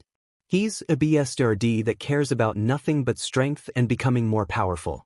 Endeavor has been number 2 for the last 25 years, but he's never been satisfied with that. He wants to surpass All Might. He didn't think he could do it on his own, though, so he came up with another plan. Izuku's eyes widened. He looked at Todoroki's haunted, hurting eyes, thought about how odd it was that his quirk was so perfectly balanced, and felt sick at the implications of that. Todoroki, you don't have to tell me if you don't want to, but I want you to know that I'll listen too. I'll believe you, whatever it is that you say. Todoroki's eyes softened, seeming to understand Izuku's partial admission. You've heard of quirk marriages, right? Izuku nodded as his heart fell to the floor. They were common during the second and third generations of quirk users. Powerful individuals choosing a partner and forcing them into the marriage solely to produce more powerful quirks. My father did just that. He swayed my mother's family with his wealth and fame, all to get a hold of her ice quirk. Izuku clenched his teeth, feeling rage swell up within him. He focused on that rage because if he didn't, then he was pretty sure that he'd burst into tears. He's trained me ever since my quirk came in, aiming to make me a hero more powerful than All Might. All to fulfill his own ambitions. I hate it. I don't want to be a tool for him. Todoroki raised his hand, covering his scar as he said, My mom was always crying. I can't stand that left side of yours. That's what she told me before throwing scalding water at my face. Izuku shuddered. So even his mother? I refuse to use my left side. It's the only revenge I can have against him. If I can rise to the top without using it, then I'll have denied him everything. They both had wildly different experiences, but there was no denying that life had dealt a cruel hand to them both. Izuku could only do what he always wished that someone would do for him. Todoroki, if there was a way I could help you, then would you want that? Or did you just want someone to listen? Todoroki looked so genuinely confused that it was heartbreaking. Help me? This is just how things are, Midoriya. I didn't tell you this because I expected something from you. You know, there's more than one way to refuse him what he wants. Dual-colored eyes narrowed. I will not use his fire. It's not his fire, Izuku corrected idly. Quirks are unique to each person. I understand if you don't want to use fire you have a lot of negative associations with it, but please don't handicap yourself just to get back at him. Don't let him keep hurting you that way. There may come a day where someone needs fire to save them. A forest fire that needs to be cut off before it can burn the whole forest down. An emergency cauterization that someone will die without. Fire to keep people warm after a storm knocks out the power in winter, leaving them at risk of dying of the cold. Your father uses fire in cruel ways, but that doesn't mean that you have to. Todoroki blinked at him, clearly bewildered. You truly are determined to turn my world on its head, aren't you? He asked with a huff. It's what I do best, Izuku said with a grin. I believe that, Todoroki snorted. Thank you, Midoriya. You've given me a lot to think about. Anytime. Thank you for trusting me, Todoroki. Let me know if there's ever anything I can do for you. Todoroki nodded, looking distinctly uncomfortably before asking, Should I be worried about All Might? Why are you uncomfortable with him? His classmates sounded genuinely concerned, and Izuku wasn't sure if it was because he was worried about Izuku or worried about the number 1 hero being just as bad as his father. Maybe it's a bit of both. Izuku sighed before saying, It's nothing that bad. Something silly, really. It's just that I met him once. Before I got my quirk. I asked him if someone who was quirkless could become a hero. He said no. Todoroki's voice wavered with the realization. Green eyes welled up with tears. Izuku sniffled as he rubbed at them, nodding before whispering, "He told me to be realistic and left me alone on a rooftop." The temperature of the hallway dropped several degrees. He did what? Izuku had a feeling that Todoroki might do something stupid like try trapping All Might in a glacier if he didn't redirect the conversation, so he said, "I want to do everything I can to keep other people from feeling like I did that day. I want to be the hand that reaches out to help, regardless of someone's quirk, past, or anything else. I want to be part of a generation that encourages dreams instead of destroying them. Making a better future, huh?" Todoroki mumbled. "Now that's something I can get behind. We both know how much it's needed." Izuku chuckled bitterly before saying, "Here's to walking toward it together, huh?" "Together," Todoroki said with a solemn nod. They were both startled when Present Mic's voice called out over the intercom, saying, "We've got 20 minutes left of the lunch break. Don't forget to head back to your seats before the recreational events start. We should probably go get something before it's too late, huh?" "Yeah. Do you mind if I?" Izuku beamed at Todoroki's hesitant question. "You can eat lunch with us if you want. Come on." They made it to the cafeteria just in time to grab and eat something before they needed to be back in the arena. Shinso teased Izuku for taking in another stray, but everyone welcomed Todoroki with open arms. Neither of them knew that someone had been listening in on their earlier conversation, but Izuku did notice that Bakugo seemed oddly shaken when he spotted him in the cafeteria. Izuku just assumed it was because Bakugo hadn't made it to the next round and shrugged it off. He was distracted by the smile tugging at Todoroki's lips as he talked with them all, looking happier than Izuku could ever remember seeing him.